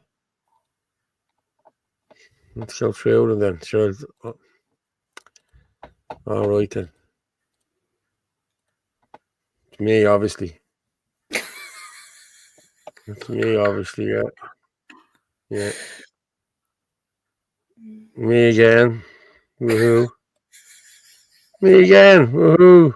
And look how well Aaron looks. Martin, I was a little bit worried about that. Martin looks sleevey there. He looks like a pedo or something like that, doesn't he? He does. Like, look at him. Oh, he looks snaky. There's Aaron, Orla, and Anthony. There's me getting choked. Look, yeah, that's it. Now this is brilliant, right? There's Steph and Barry Ward, and look what arrived up behind us. Yes, that happens to me all the time. Oh Lord! Oh, there we are. Yeah, there's Jill and Martin hiding behind again. Again, yeah. Fair play to that young fella. Homes for everyone except the Irish. Woke before Irish. Yeah. He's a proud Kilkenny man. And there's Martin and Judy. Judy, isn't it? Yeah. Mm-hmm. There's the girls. And there's some of our Clonmel watchers. Do the show tonight. Do the show tonight. Do the show tonight. I know. So there you go, girls. You have it on tonight. So yeah, fair play. Yeah. The last 5 years all over again. Let's go. Yeah. Yeah. Oh, okay. What's Semitic about voodoo, cannibalism, polygamy, child sex and slave, and Talmud, Moloch, and Baal, child sacrifice to Baal, anti-Semitic? Paul, more people need to come out, and if they don't want to be seen, just bally up like the lefties are allowed to do. But that's it, mate. That we're not allowed to bally up. That's it. We're not allowed to do it. Now, Paul, there's also some messages in from people. So above Dylan Coleman, there's a message in. It starts off with Marie, a woman. So a couple of people have messaged me and asked just for stuff to be highlighted. Yes. So obviously I've hid who they are and all that. Okay.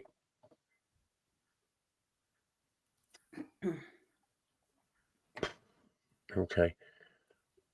Marie, a woman I know who works in a drop-in centre in my local town, told me that a Ukrainian woman was telling her that she'd received a 7k check from the government to buy a car. She didn't need to change the car, so spent the money on a holiday to Spain for the family instead.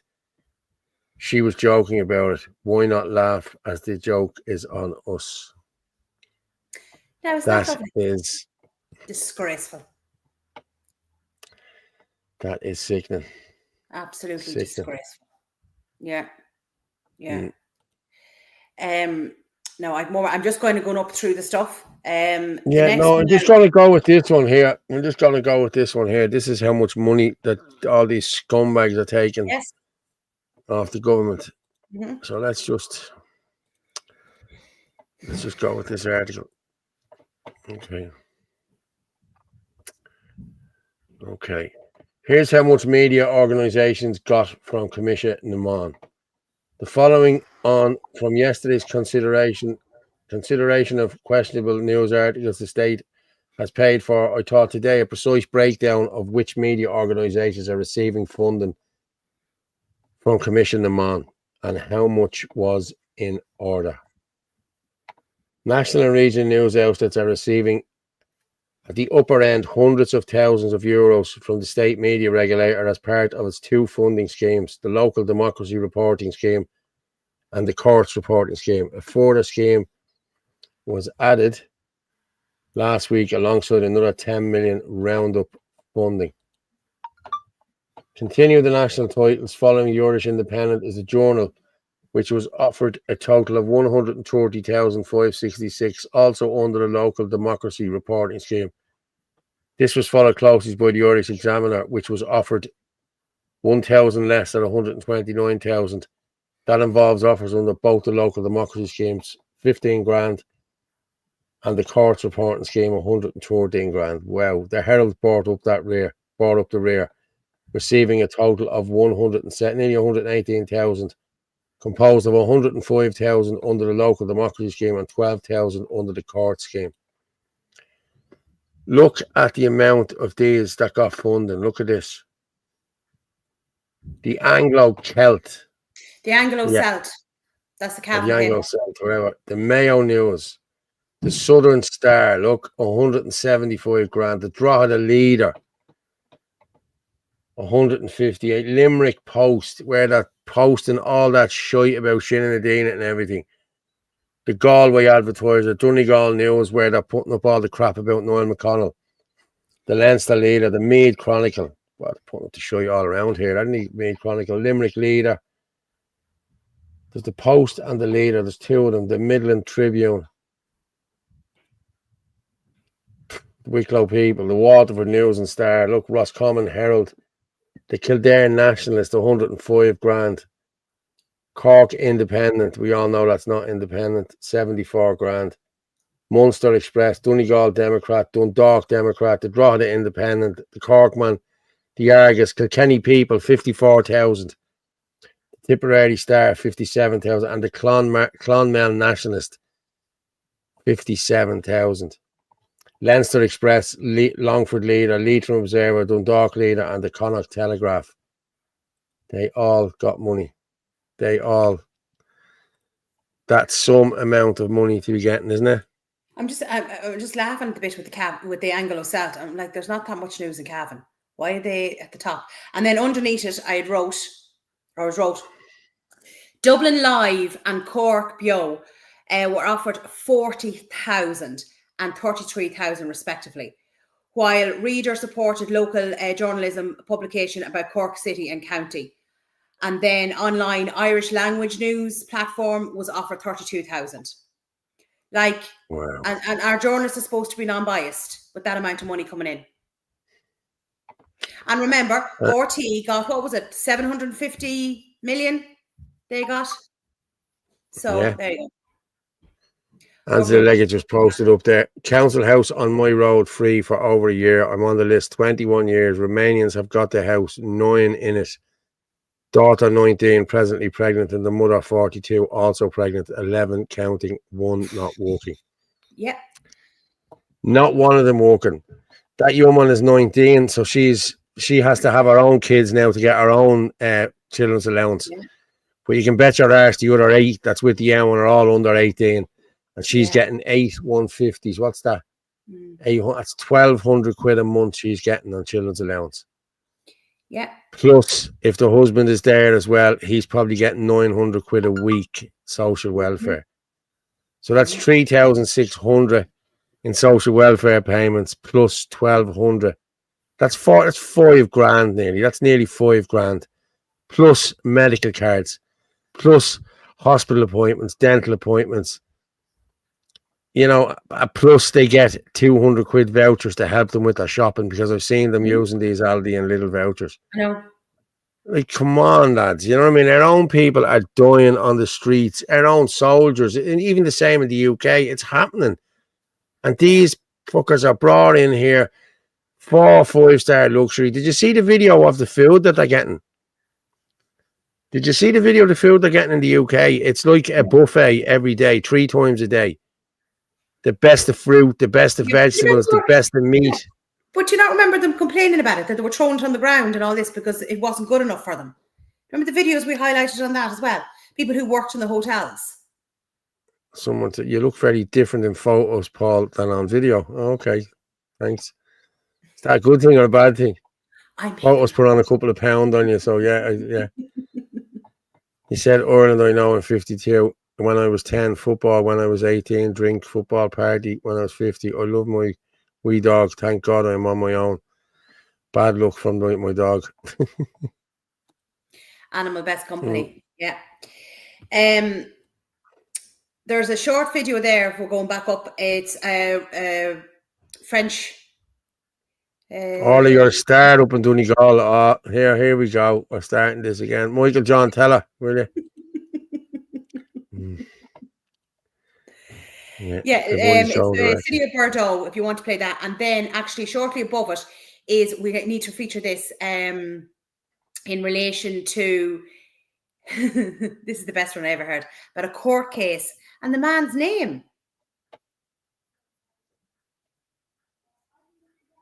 If you want to do the French city first, it's only 10 seconds. The Bordeaux one? Mm-hmm. Yeah, I'll do that now in a minute. Hang on, I'm just looking for this other one.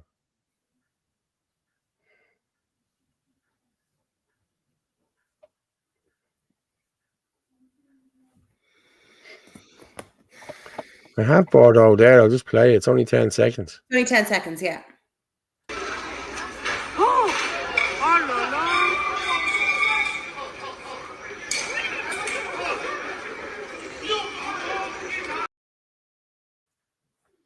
Like, look at them fighting again. And it's clear to see who's involved. It's not white people. No. I'm going to show you this here now. This is on Aaron Key. This is Dublin yesterday.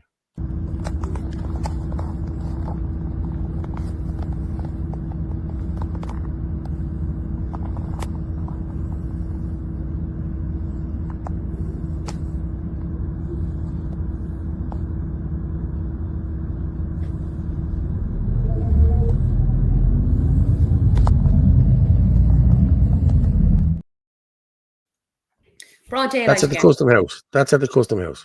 Yeah. Unbelievable. And then we have, there's a knife fight. Watch this one.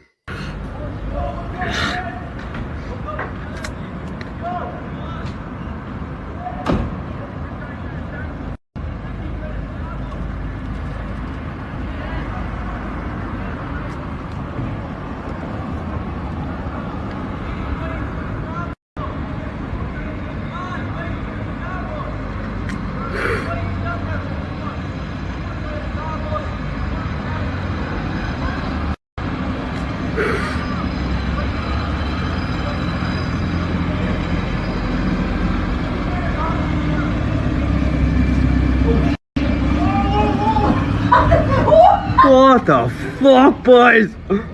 What the fuck?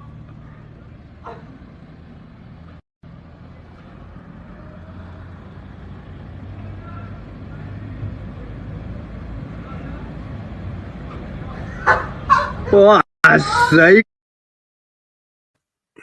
And they don't That care. was in Letterkenny. That was Letterkenny yesterday. Yeah, and they don't care.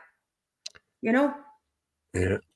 I'm from Castlefin, a small town, as Noel McClellan, a better lad you could not meet. I even played music with him. He's a good lad. He is a good lad, and he's a big lad, isn't he? You don't realise how big he is until you actually meet him. Like, he's a big lad, like, you know? It's the same with Anthony. You meet Anthony as well. Anthony's a big uncle too. Have you seen Roma's house? Have you seen the Roma's house back home? They are feeding it all back. There's a video on YouTube. It's mental. I've seen a couple of them. That's Yeah, what they're doing. Yeah, you're right, Demo. yeah. But I've seen them. When where I used to live, they used to be a little outfit. Used to leave at 6 in the morning, and when I'd be going into work, I'd see him. I used to think he was going to work. He used to go out and he used to collect all the beggars. He had a little van car, you know, the sort of way, and he about 6 beggars with their mats in the gate. He'd load the mats. He'd have all the mats and all in his house. He'd load the mats. And he'd go off collecting them, and he'd collect them and drop them back then. He'd be backing off at 3 o'clock, you know? Yeah. It won't last. All that food will run out and they'll be breaking into houses. Yeah. That's what they do. Oh, hold on there, Martin. Okay, no, that's all right. Yeah. We might finish up early, maybe. We'll see what we have left there, Ola. We have a few. We have left loads there, left. have we? Yes. I've done the City of Bordeaux there. Yeah. So we need to go up to the charges about your man in court and what names he went under. Which fella is this now? It's actually above Gavin's video, because I don't know if you want to play that as well. I have Gavin's video there, yeah, yeah. Okay. But it's just above that. The man charged under name unknown. Okay, this fella, Yeah, is this what you're talking about? Mm-hmm. Right, well, let's go with that.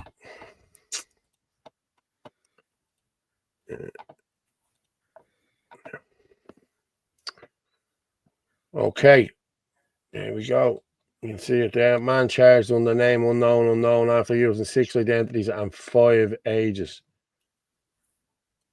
This is some.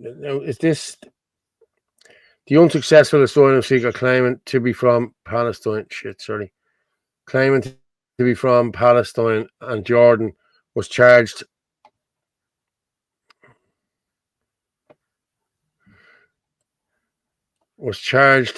Under the name unknown after using 6 identities and 5 ages on his arrest sheet. He appeared before Judge John Brennan at Dublin District Court last Tuesday. That was last week. He was afforded representation of a solicitor on legal aid and assistance of an Arabic interpreter, costing the state a fortune. So interpreter for illegal Before aid. he was remanded in custody pending further attempts to establish his real identity. The man will appear again on Thursday. That was last Thursday. The court heard he made no reply when charged. Now, underneath it was wrote, he had been here for a year and had been unsuccessful in applying for asylum. God, that's awful. The court heard that he kept changing his dates of birth, names and nationalities. The Garda National Immigration Bureau have no record of the details he provided. Talk about absolutely, excuse my language, taking the piss. This is what you're up against now, Orla. You know what I mean? You know? Yeah. Do you want to play Gavin's video? Just while we're just in order. Yeah, I'm just looking at this. This is not going out. Facebook have us blocked here for some reason. Facebook have just blocked us, people. Blocked? Yeah. Just remove that. I'll remove it there and just see can I re-add it. Yeah, just re-add it there. It looks like it's showing on my page. Hold on. So I just shared yours. It's not going up there now for some reason. Oh. I feel in the short this morning, empty house. What? Yeah, it's not live. Yeah, I know. That's what I'm saying. We're dropping about 300 people there. It was on Facebook. And we didn't even talk about shared it, yeah. What? Yeah, I know, because I shared it on the shared it on the column page as well, yeah. Yeah. Where are the guards with this happening? Yeah, I know. Paul wants to watch the match, lol. No, I don't. The match is over. The match is over. Like, I know the result now. Paul, it's only been 5 for half hour. It's only been live for half hour. Come on, son. Dig in. Keep going. Well, an hour and 34 we are. That's what we are. Yeah, yeah. I have 3 days of stuff sent over to him. Yeah, I know, but we can't go miles over. Like, you can't go 2.5. You know, so much for lads coming in and helping us out here, you know. Steady Eddie, the short time we have grown so accustomed to this type of anti-Semitism. Damo from Palestine and Jordan, we need FOI off. We need to fuck up. Many Palestinians live in Ireland, north and south. I guess 1,000 to 2,000, the rest are free. Listen, well, I'm telling you now. We have the PPS numbers as well to share, because I thought this was actually very interesting with the numbers. I sent over that screenshot. When did you send me that over? It's above the unknown article. Okay, that's the unknown. It's above it. PPS by sex, 2006 yeah, to and then I have the 2024. citizenship attached. That's beside it as well. Just for figures. Let's just share that one.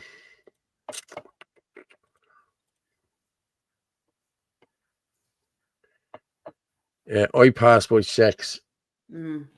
Irelandisfull.com. Look at this, 2006 PPS numbers from 2006 to 2024. 1.437 million. And foreign non-Irish nationals, 2,002, nearly 2,000, nearly 2.3 million. 748. But look at this, like 65 years plus. Like, why have we got outfielders? Like, you know what I mean? Why are we bringing outfielders in here? You know what I mean? Good luck to you. Like 65 plus, they're not going to work here. What are they getting PPS numbers for? To get bleeding pension? You know, come on, 57 people. Oh, good luck to you. I'm wondering, is that we'll say, you know, the family's been brought in, like we'll say fathers, grandfathers, something like that. I don't give a shit who it is being brought in. They shouldn't be brought in. That shouldn't be a drain on the state. End of story. You know what I mean? They killed off all our old people in bleeding nursing homes during the pandemic, or the so-called pandemic. And now they're bringing in bleeding foreigners. Like 57,000 of them, like over 65. Yeah. You know, okay, that's probably not, they're not bringing them in, don't get me wrong, but like oh, good luck to you. 83,000 between 55 and 64, look. 45 and 54. Look, There's only been 18,000 between 45 and 54. Look at this. Between 35 and 44 years, 16,000 Irish and 300,000 foreigners. Between 25 and 34, there's 28,000 Irish and 752,000 foreigners. 15 to 24-year-olds, we've 30,000 and 658,000. Ah, lads, come on. Yeah. You know? Okay, well, fair. But you look, 1.19 of all PPSs are for newborn Irish babies between 2006 and 2024. You know what I mean? Look at this. There's only 7,600 of their babies being born. So that's bullshit. I don't believe that for a minute. I'd say there's more than that with you. You have to remember that's from 2006. But you think about when all those other groups start having more and more children. Yeah. That'll soon be overtaken. Now remember in Galway, go back one. Mohammed, yeah. Mohammed is the top name in Galway. In 2025, a total of 13,160 people were made Irish citizens at 2 ceremonies in June and February, with 7,410 at the INEC Killarney and 5,750 at the Convention Centre in Dublin. These figures are based on official citizenship ceremonies list, which confirms these numbers for the 2 events held in the first half of 2025. So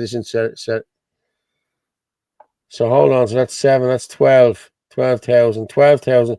That's 13,160, yeah?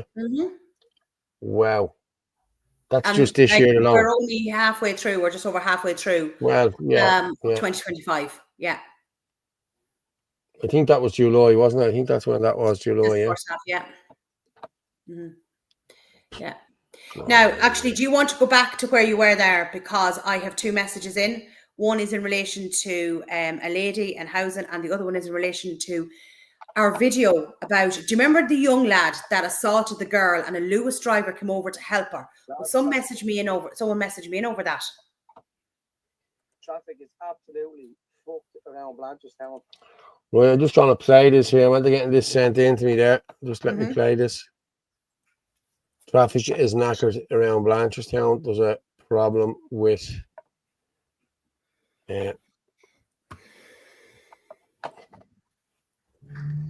Lads, traffic is absolutely fucked around Blanchardstown. Trying to go home from Ballykewan. Sorry. Smell exploded in fucking Mulhudder. And the smell of shite down the bottom of the hill is fucking ridiculous. The shite is pumping up onto the street and flowing down the street, raw sewage down the street. So traffic is fucked. Road is blocked from the roundabout at before the cemetery all the way down the hill is blocked. There's shit going down past Announcements here. Fucked.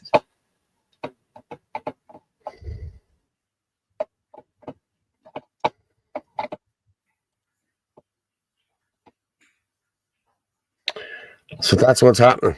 That's it. Mulhudder Village, stay away from it. There's raw sewage flowing down the road. It's, yeah. Lovely. Now, my Facebook is back on there now, Or. Did you see that? Can you see? Right, okay. Yeah. There's a few more. It's gone up there again, yeah. Ireland's put the word to all the aspects. I'm just going to play Gavin's video. Okay. And I've 1 or 2 then from Git, and I've ISIS in. And then and then I have the couple of messages I need to read out as well. You've what? I have a couple of messages to the people contacting me over. Okay, no problem. So I'm going to go with Gavin. Okay. How are you folks? Councillor Gavin Pepper here, and another shocking stories that are coming to light. The Irish Times, Jack Power, has done an article in relation to another company ran by a man named Gerard Chimbangwe from Zimbabwe. A pastor is in charge of a company called Good People. It's only after being awarded another 6 million contract to look after Ukrainians and refugees, vulnerable people. The reason why this is shocking is because this company is after being found to be forging documents for Garda vetting to look after children in state care, the most vulnerable children, and also housing them in overcrowded accommodation. How is this happening? I mean, I'm a taxi driver. You have to be Garda vetted as a taxi driver. I bring special needs kids to and from school. You have to be Garda vetted for that. I manage football teams. You have to be Garda vetted for that. Like, how is this happening, and how are companies getting away with this? Like who's accountable for this? There doesn't seem to be any accountability, but yet children are being put in danger every single day. Now, this was flagged, thank God, and they figured out who it was. But at the end of the day, you're talking about you don't know who's looking after these children. We don't know who these staff members are and what their backgrounds are. And that's the problem with Ireland at the moment. Vetting. A simple word, vetting. Everybody should be vetted and checked when they go into these jobs and these positions. Absolutely. But what's going on? Forging documents. How is this company allowed to be in business? And what accountability are you going to have? You're going to have them come to court and a fine? Like, what accountability is being held? And are the government going to tackle this issue? Is there going to be a statement from the government on this? Are they going to come out and say something? Or once again, is it just swept under the rug, say a little bit about it, and that's it? This is serious. This is involving children, the most vulnerable children in their society, who should be getting the best of care and being safe. Ireland, a country that is no longer safe. And you just look at it and say, when will it all stop? When is enough enough? Because I'll tell you one thing, it's really bad what's happening in our country at the moment. And every day it's another horrible, horrific story.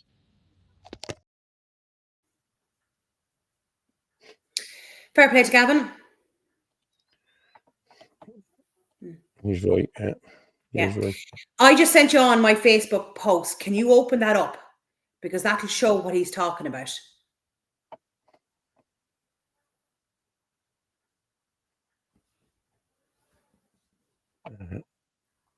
All that.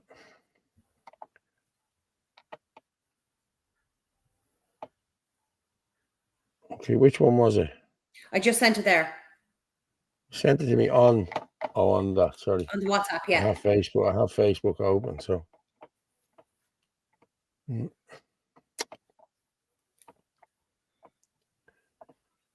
Okay, this is your man. Why these come? Yeah, okay, let's share this.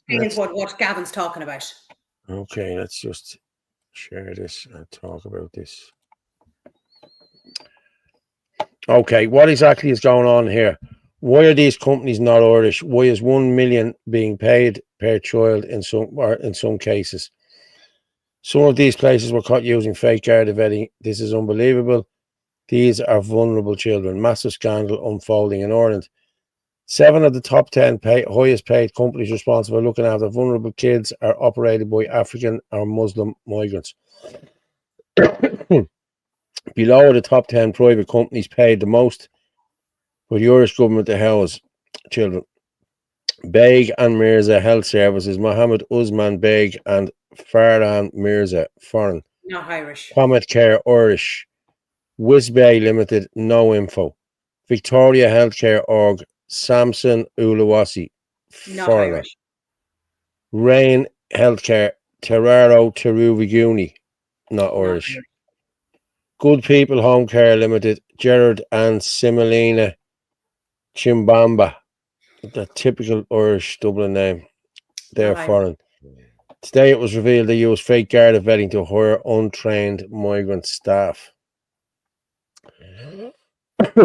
Ideal Care Services Limited, Jossie and Karen Akawobi, foreign convicted fraudster, received 6 months suspended sentence in March for hiring unvetted staff and forging Garda vetting. Mary Adamola, trading as Clarion Healthcare, Adani Adamola, foreign. Yeah. Tender Touch Services Limited, Silverline Chickwe, foreign. Superior Health Limited, no info. At least 2 of the 7 foreign-owned companies have been found to have forged Garda vetting and hired unqualified staff. Why are African Muslim fraudsters allowed to run private companies paid by the government to look after children in need, some at a rate of 1 million per child per year? What is going on in Ireland? This is one of the biggest scandals in the history of the state and should be enough to bring down the entire Irish government. They're outsourcing the care to vulnerable kids to unsuitable or fake workers in these companies and are paying them millions annually. That's from Mick O'Keefe. Fair play That to Mick information, for that. yes, I got from Mick O'Keefe. So, like, there you Fair go. play Like, to Mick for not that, yeah. Irish, not Irish, not Irish, not Irish. Like, it's passion there. Yeah. What's going on? Why is non-Irish companies looking after children in care? And why are some of them getting paid 1 million per child? Like, if that's not something sinister, I don't know what is. Yeah, just Jerry, son of a Mick there. Sorry, mate. So that means, Paul, the Tolka River is getting poisoned with that sewage. Yes, that's exactly what's happening now. If it's going down in there, it's going into the Tolka. Yeah, exactly. What could possibly go wrong? Miss P, what's anti-Semitic about not worshipping Moloch, or Baal? What's this anti-Semitism? I don't get involved with Jews or any shit like that. I don't care. Listen, we have one country to Nice worry about subject. right now, and that's Ireland. Yeah, now you have it, Orla. And that's all I'm concerned about. Yeah. Well, I have a video here from City West from earlier. Just let me put that up there. This is from Paul Nolan for earlier.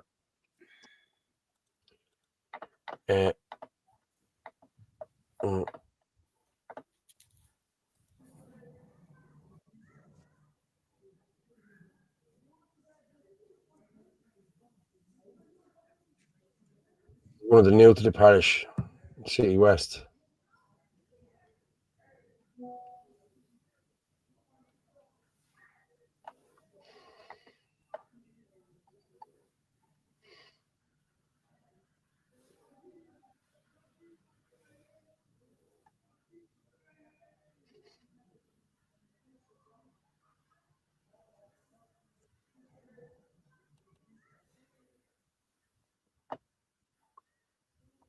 Watch out for this dirty piece of shit in City West. Fucking smashing car windows. He nearly took Sarah's head clean off for a fucking can. Absolute piece of fucking shit. It was lucky it was close enough. I went around, we got him. Piece of shit around in fucking City West at Barn Oaks. So this piece of shit. Yeah. Smashing car windows in City West and threatening women and children. Yeah. At the guards, and here we are in Barn Oaks. What they're catching lovely. Where you fuck your wife? What they're catching lovely. You better be on to the police or your boss or something. This fella as well, not helping at all. Security, they call him. Sorry, you're staying there. Tell you how nice rest in the police. See my so yeah. Yes, fair play. Yes. We're smashing the weird cars. Huh? Yeah. We're smashing the car with that. Where is that? My fucking car. My car across the road. Just smashed the window with women and kids in it. You're a fucking scumbag. Scumbag. Yeah, scumbag. Yes. We all live around here. They want that. You live in here. Block 2.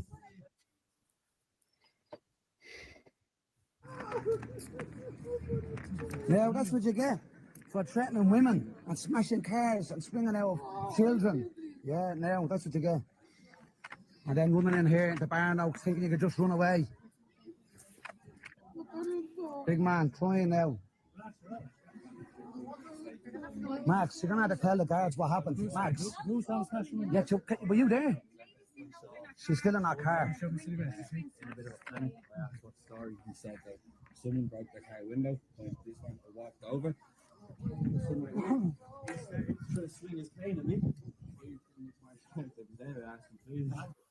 Watch out for this dirty people. Fair play to Joe down there. Joe's a comedian. You know what I mean? He's sound enough guy. But fair play to him, yeah. Well done. Kevin Coyle, what's Kevin saying? Them apartments are not even 3 years old, full of all sorts, yeah. My head is turned into a kip out there. But this is what they're doing, Kevin. They're giving all of these. If I'm going to be honest with you, let's call a spade here. Well, you were all down looking after Crown there. Well, you were fucking stopping them coming into Crown. They were putting them into houses around the area, council houses. That's what they've done. They've done them in every area. There's no Irish people getting council houses at all, and it has to stop. People need, when there's a house goes up there, Irish people need to get it before these foreigners. They've nothing got to do with this country. We have nothing to do with them. We shouldn't have to be giving them anything. They're coming here, Treasure Island, that's it. Get out of here, stop it all, stop the welfare and get them the fuck out of here, simple. They're all on drugs or drunk. The reason why they're all on drugs or drunk is because they're getting handed fucking 3 square meals a day in there. It's like a buffet style food. They don't have to go out and buy food. They get 250 quid on the labour, but that's their money to gargle. They don't need to buy food. You know what I mean? They don't need to do anything. While their own people are bleeding, starving and dying on the streets. I heard your man is back on the scene as well, in around town as well. That fella that tried to slice the babies, remember? Yes. He's been seen in one or two of the homeless shelters around the city centre. Dylan's actually done a good piece of him, so I'm going to put that up tomorrow. That's the same road my partner and child was followed down by 4 Georgians from City West Hotel. Garda said they set up visibility and they didn't. They won't do anything. Unfortunately, lads, that's until somebody dies, or that's listen, that's what's going to happen here. They're letting these scumbags away with everything. Women and children are not safe walking the streets. And if I'm racist and I'm whatever for saying that, well, then so be it. I don't give a shit. You know? Yeah, 100% we stopped crowns, but we haven't stopped them getting the properties. Me and yourself had this conversation. Yeah, exactly. They're still getting in. They're getting in, and it has to stop, people. It really has to stop. You know? Why would any Irish worship? Oh, Jesus, are we still going on about this? They are using them as demographic weapon. Yeah, I agree. But I'm seeing it. I brought my sister to the hospital this morning. I collected her from the hospital this morning, and she said it to me. She look at the amount of foreigners. Like, Dublin is not Dublin anymore. Even you go up to Coolock. Like, I went up to, I was up in Beaumont today. I was up in Kilmore, and my God, the amount of people. Wow. All foreign. Yeah. What have we got left there? Did you say, hubby? Right. Up above the citizenship, we need to talk about the message coming over the Lewis. So there's a screenshot and then writing underneath it.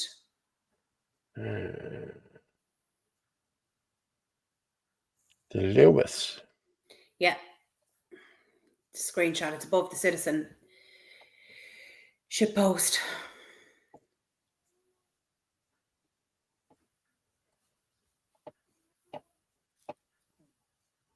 No, that's about abortion. We don't want that.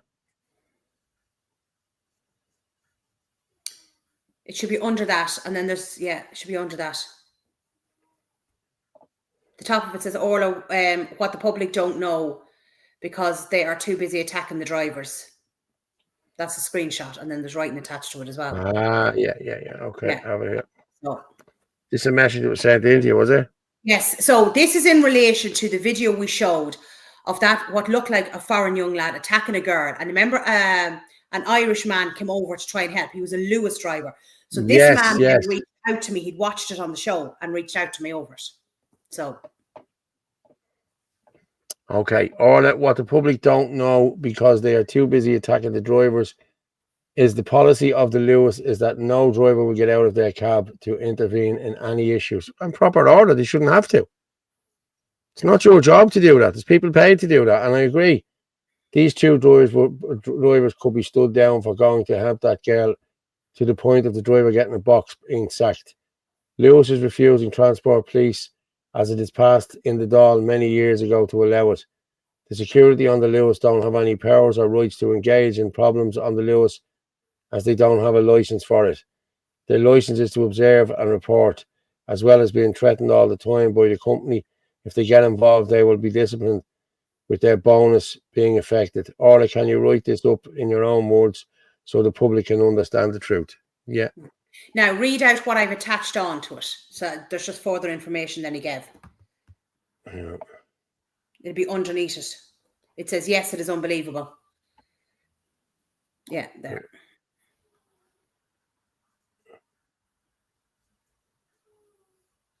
Hold on there, Orla. Where did I get that from?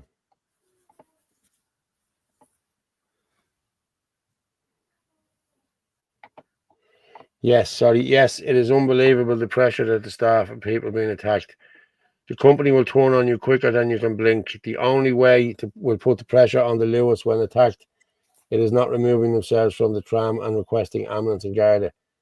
And yes, to have security on trams is the company illusion to allow the people to believe they are safe. But security don't have powers to anything other than report what they see. Most drivers come under pressure to keep the tram going. If anyone is hurt or sick, they are not qualified to remove the sick person, but because of pressure, they think they are told by the controller is factual, but all it is doing is endangering staff jobs. So pretty much what that man is saying is that they're told to do nothing. So even when stuff is going on the Lewis, they're told to keep going. So that man that actually went to help that woman did it off his own back, and fair play to him. You know? Yeah. If you go back into where that was, there is a message up above that in relation to a lady living in with an abusive partner.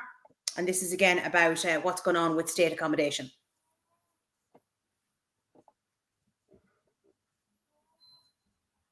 Okay, hold on. Screenshots, it will start off with all deliberate. Yeah. All deliberate. They don't want young Irish families draining the system. Yeah. Let me just share that and then I'll read it.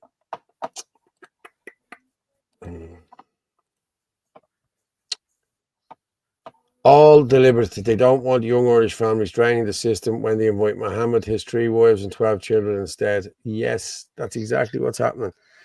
I'm talking to a single mother now who ran away from an abusive partner, 3 kids, and living in temporary accommodation. Absolutely no help from the state to find accommodation, ignored by TDs. She's emailing. Only option for rental is studio apartments at $1,500 a month minimum. Second-class citizens in our own country or on our own Ireland. Funding our own replacement while these vermin in our dull profit off globalist agenda. Oh, that's the Lewis one. Sorry. No, there should be there's writing attached. It just starts off with, so the lady was living with an abusive partner. Yeah.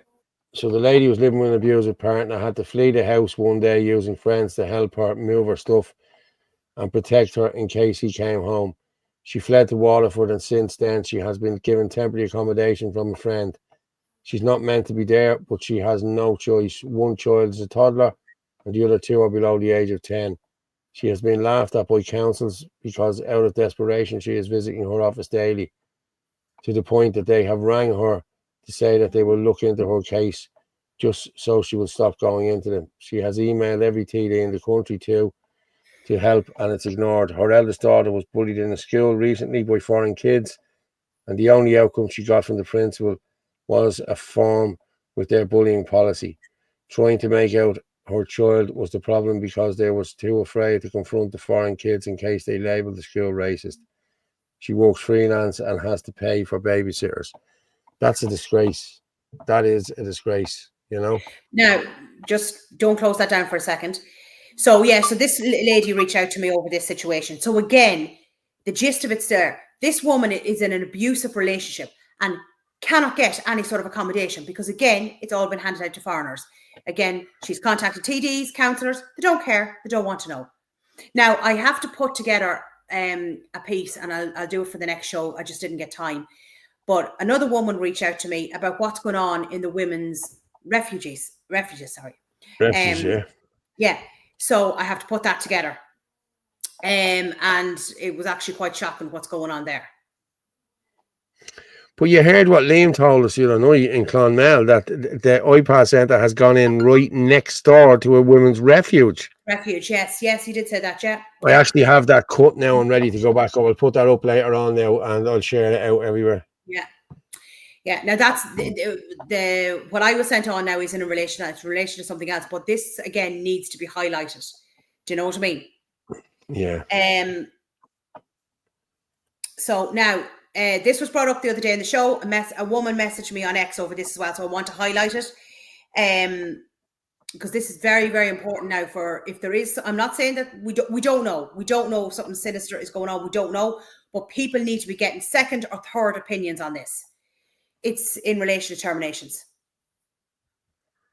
Remember, it was just... Yeah. We need to be getting, we did say that. And someone come on there and said that as well the other day, that we need to be getting. Messaging with a story as well. You can't just be terminating babies willy-nilly on the say-so of, really, you need to be looking into it more. Go get another opinion. Angela Leggett. Paul and Orla, thank you both so much for taking time of your busy lives to bring us the Irish up to date news 3 times weekly, for bringing us patrons together. No problem, Angela. We're here. That's what we do. Not really, Eddie. 20k each. Fuck all, kill the spent. Give them 20k. Yeah. Okay, I have 1 or 2 videos there. I want to play. Do you want to read this? Can you read that message out? Because that 1 minute message in. The one I spoke about. Send it to me. Yeah. On Facebook, is it? Yeah. No, it's a screenshot. It's above the lady with the abusive partner. Okay.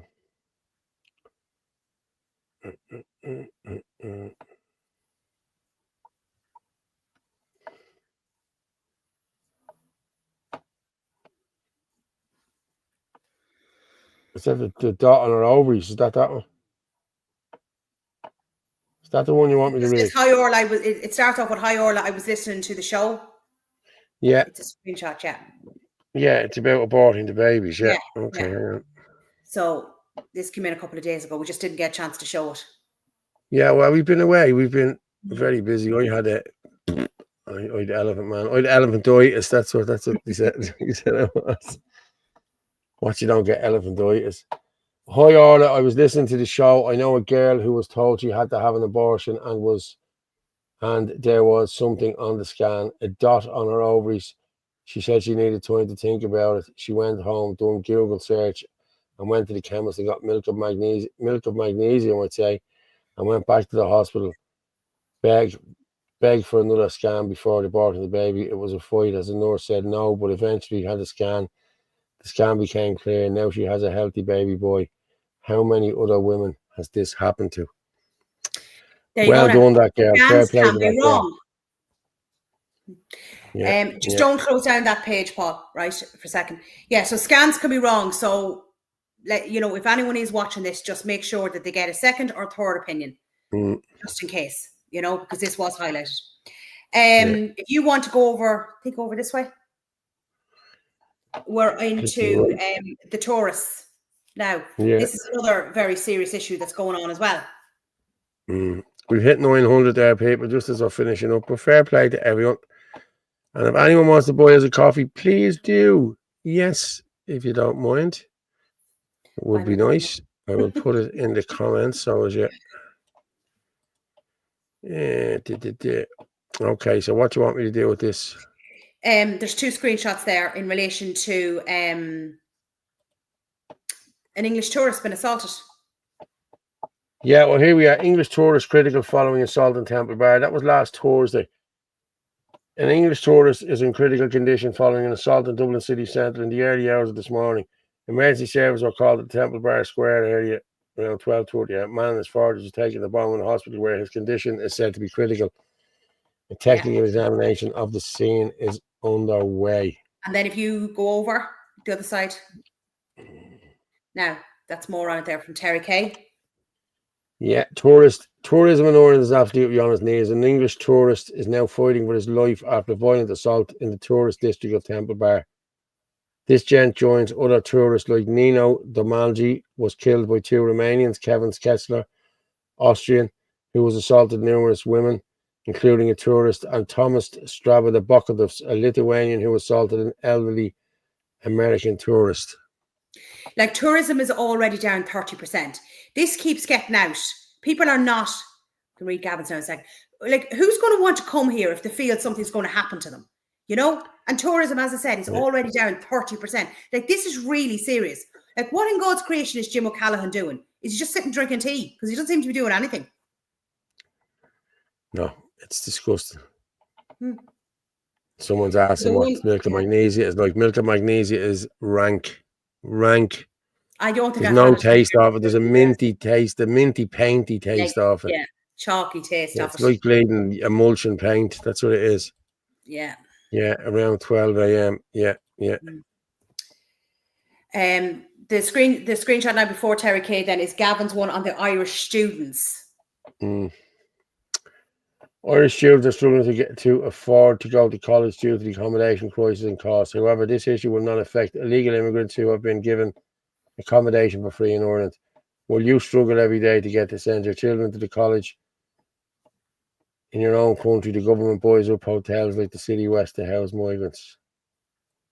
Yeah, there you go there. So there you go again. The students, yeah. So families are struggling, not being able to get Susie grants. Remember, the Ukrainians were going to be given €1,000 spending money as well.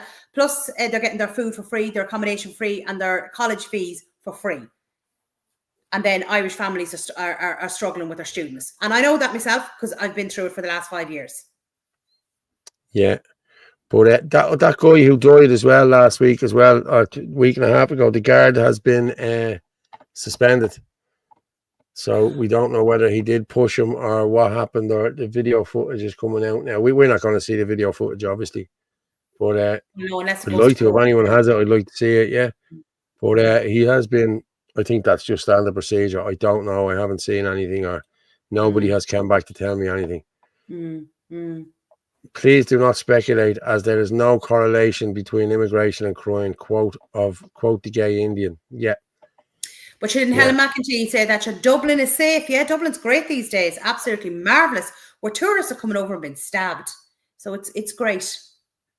So no more Down syndrome babies, no more special children. The world is not nice anymore. It is rotten people govern us. I agree with you. Yeah. But like, they have eradicated Down syndrome in America, haven't they, all them years ago? Yeah. But that's what's going on over in Canada with these suicide pills. Lizzie. You know, Paul, you haven't shown the post about the homeless hub. Okay, Lizzie, let me have a look. Did you send it to me on WhatsApp? Sorry. Let me see. I'm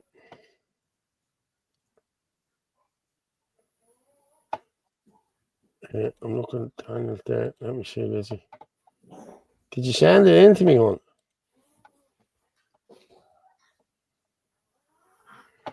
Lizzie, did you send it in to me there? Sorry, I didn't see your post. Honestly, I didn't see it.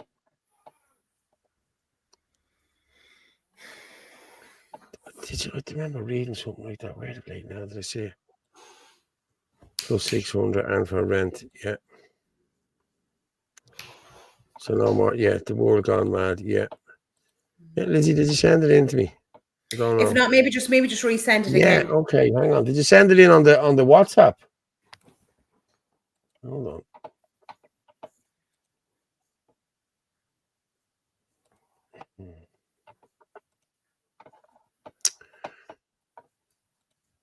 I just want to show this as well, just while we're here. This is today. The video has no sound, so I'll just.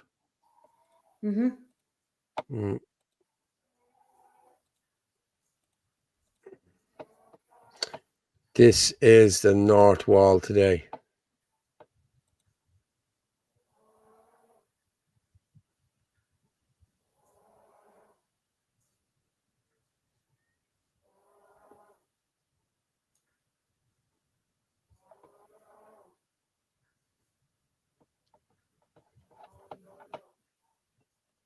That's weird, isn't it? What am I looking at? I can't see. Did you not see it? No, but what is it we're looking at? It's the North Wall. It's all cordoned off with ambulances and Gardaí and fire brigades. Right. Okay. I wasn't sure what was going on. I didn't know if it was a fight No, or something. That's all it was. Okay. Lizzie, YouTube. Hold on. Did you send it to me? YouTube. Sorry, Lizzie.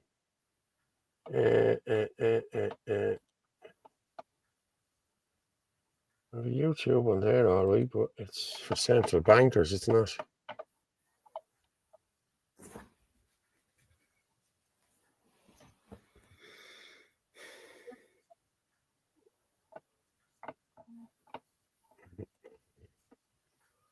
No, that's the central bank, Lizzie.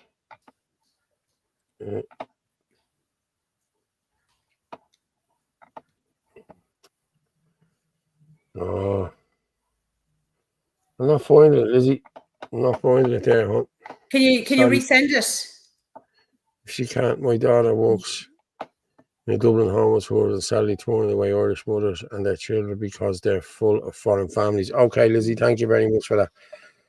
My daughter works in Dublin homeless hub. They are sadly turning away Irish mothers and their children because they're full of foreign families. Yeah. It's the same up beside in the 12th block as well. That's homeless. That's a homeless hub as well for Roma families. Yeah.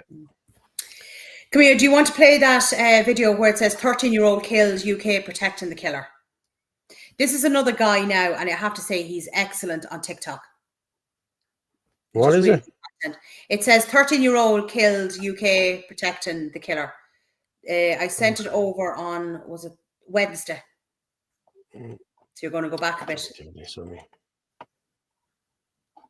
I know we're nearly finishing up.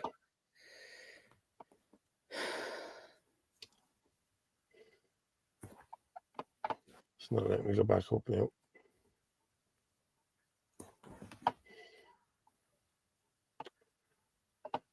Oh. I'm going to just do the ISIS in UK hotels, yeah? If you've missed the last few videos, here's what's been going on, and you're going to want to hear every second. It started with a rumour, and not just any rumour, that ISIS-linked men are hiding in asylum hotels and HMOs across the UK, and are waiting for the order to attack. The alleged targets? Our infant and primary schools. Now, the government hasn't confirmed that, but they've quietly updated national school security guidance, adding stricter lockdown rules, tighter visitor checks, and even protocols for bladed weapon attacks. They did it in July last year. No headlines, no explanation. Why? Then came the silence. If these rumours are false, why no public denial? The government's quick to stamp out misinformation when it suits them, but on this, nothing. And then it got darker. A parent messaged me privately about a case that was real. I checked it, it happened. A teenage boy, 17 years old, here in the UK, arrested under terrorism laws. The plot? Targeting children's dance schools. His inspiration? Axel Rudacabana, the Southport killer who stabbed 3 girls to death during a Taylor Swift-themed workshop. A judge called him pure evil and jailed him for a minimum of 52 years. This lad was reportedly a fan, obsessed, and allegedly planning his own attack on kids. MI5 were involved, Counter-Terrorism Command 2, and yet no headlines, just a quiet article buried online. So here's the pattern. When a threat fits the approved villain profile, the media will run it for weeks. But when it points somewhere inconvenient, it gets buried. And that's the problem, because if they're willing to stay silent on this, what else aren't they telling us? And more importantly, how many warnings do we have to ignore before it's too late?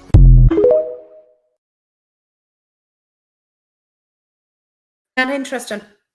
That is very interesting. Like, you know what I mean? Like, I've been told, I told you this. I've been told that there's Palestinians. Wouldn't be Palestinians in these iPad centres. These are all army men. Like, they're all army men. I heard this about a week ago. Someone who speaks their language overheard them say primary schools were the target. Chris, up the line, make a bleeding roar there, Fitzy. Padder owes me one, by the way. Yeah, I just sent you one over there about the 13-year-old. So, hang on. Yeah. And then there's a lady above it with Germany. We can probably get those 2 videos played. Sure, they're only 3 minutes long between the 2 of them. Yeah, okay, no problem. And then we can finish up. Yeah, have I got Germany there? I've just resent them to you. Yeah, I know, yeah. I know.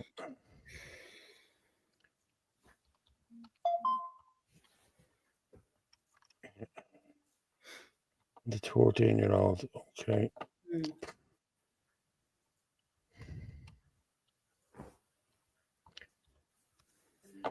Yeah, just let me drag these in. I'm just going to play this. This is just bare to your hand. This is just funny. I'm just going to play this. Hello, folks. Big news. I'm running for President of Ireland. It's going to be huge, folks. Huge. Bigger than the tribunals. Bigger than the Galway races. Believe me. Now, people say, Bertie, how will you be paid as president?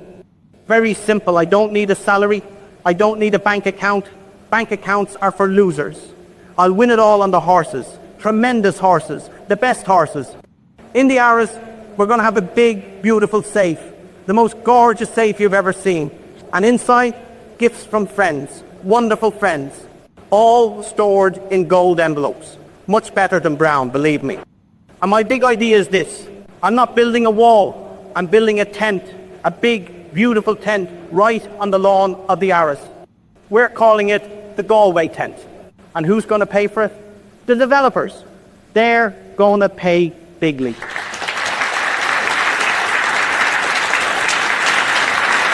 Let's make Bertie great again.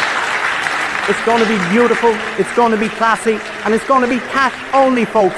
Believe me. Thanks to Little Green there for that. Makes up some great things there, I have to say. Oh, very good. Any drug dealers. Okay, sorry, I'm going to play this one now, Orla. We go to 13-year-old. We go with 13-year-old first. Yeah, first, and then the one in Germany, yeah. Yeah. A 13-year-old girl is dead. A 16-year-old boy has been arrested on suspicion of rape and murder, and yet we may never know who he is. This has just happened in Huddersfield. Police were called to a flat on Sheepbridge Road. Inside they found a young girl, just 13 years old, unresponsive. She died in hospital a few hours later. The post-mortem couldn't even confirm how she died. Officially, it's an unexplained death, but detectives didn't waste time. By the very next day, a 16-year-old boy was under arrest, suspected not just of murder, but of rape. And here's the thing, he's being investigated over another alleged rape involving a 16-year-old girl elsewhere. Now you'd think in a case this serious, the public would be told exactly who we're dealing with. But no, because of his age, his identity will be shielded. No name, no photo, nothing. We're told it's to protect minors. But what it really does is protect suspects from scrutiny. I hate to say it, but Britain is lost. When even the gravest crimes are choked in secrecy, when the public is left in the dark, what chance is there for trust in justice? So I'll ask you this, do you think we should know who this boy is? Or is hiding the truth just another sign of how far this country has fallen? Let me know in the comments, because with rising crime in this country, especially from youngsters, isn't it about time we knew who we're dealing with?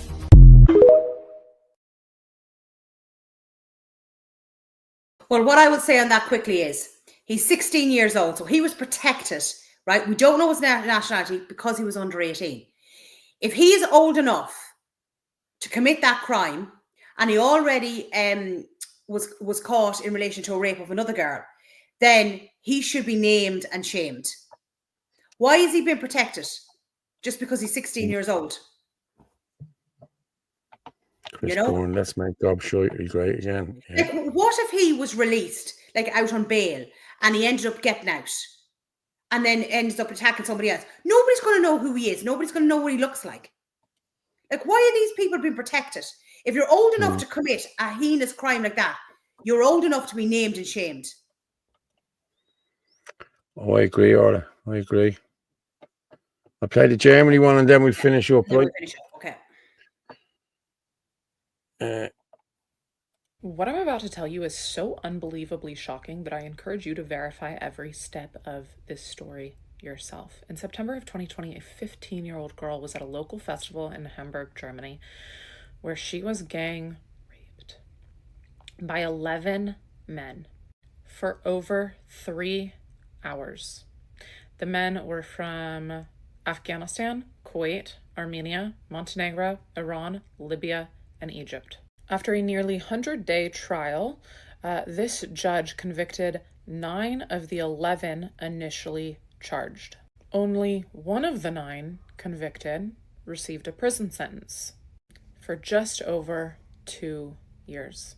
The other 8, 60 hours of community service. Despite there being DNA evidence as well as video evidence, yes, they filmed it. During the trial, one of the considerations taken into court was from an expert witness who is a psychiatrist, who said that the rapes might have been a way for the perpetrators to vent frustration from migration experiences and socio-cultural homelessness. They were migrants. That's why they did this to that girl. So they didn't have to go to prison. It's not over. A 20-year-old woman was texting one of these rapists and found out about what he had done. So she messaged him on WhatsApp and called him a disgusting freak and a dishonorable rapist pig.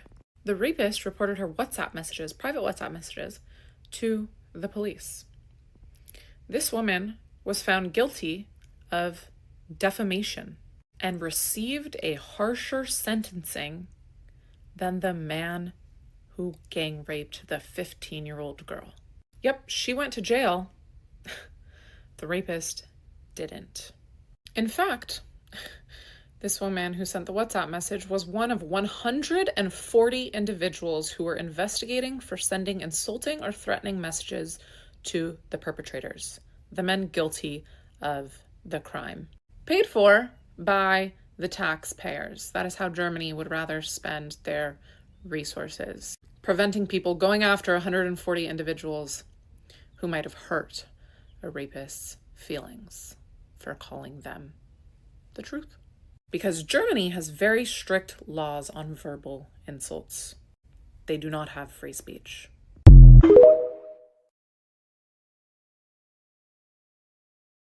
Unbelievable. That's exactly what's going to happen to us here. You will not be able to speak out against anything here.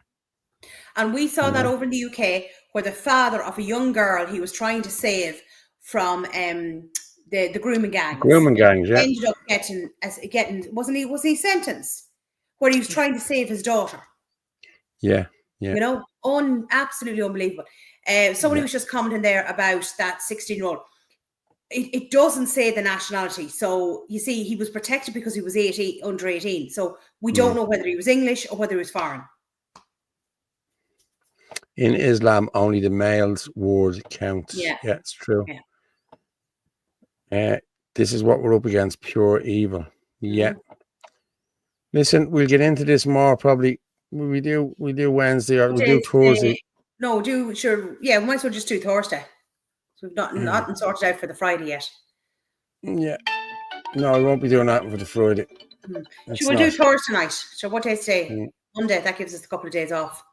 Okay. So listen, folks, thank you very much. There you go. People are just putting up the rope and trees, free speech, YouTube. Yeah, you're right. You're right. It's good versus evil.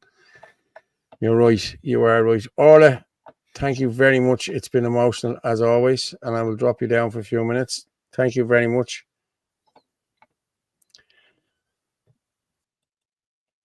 And it's just down to me to say what I say every night.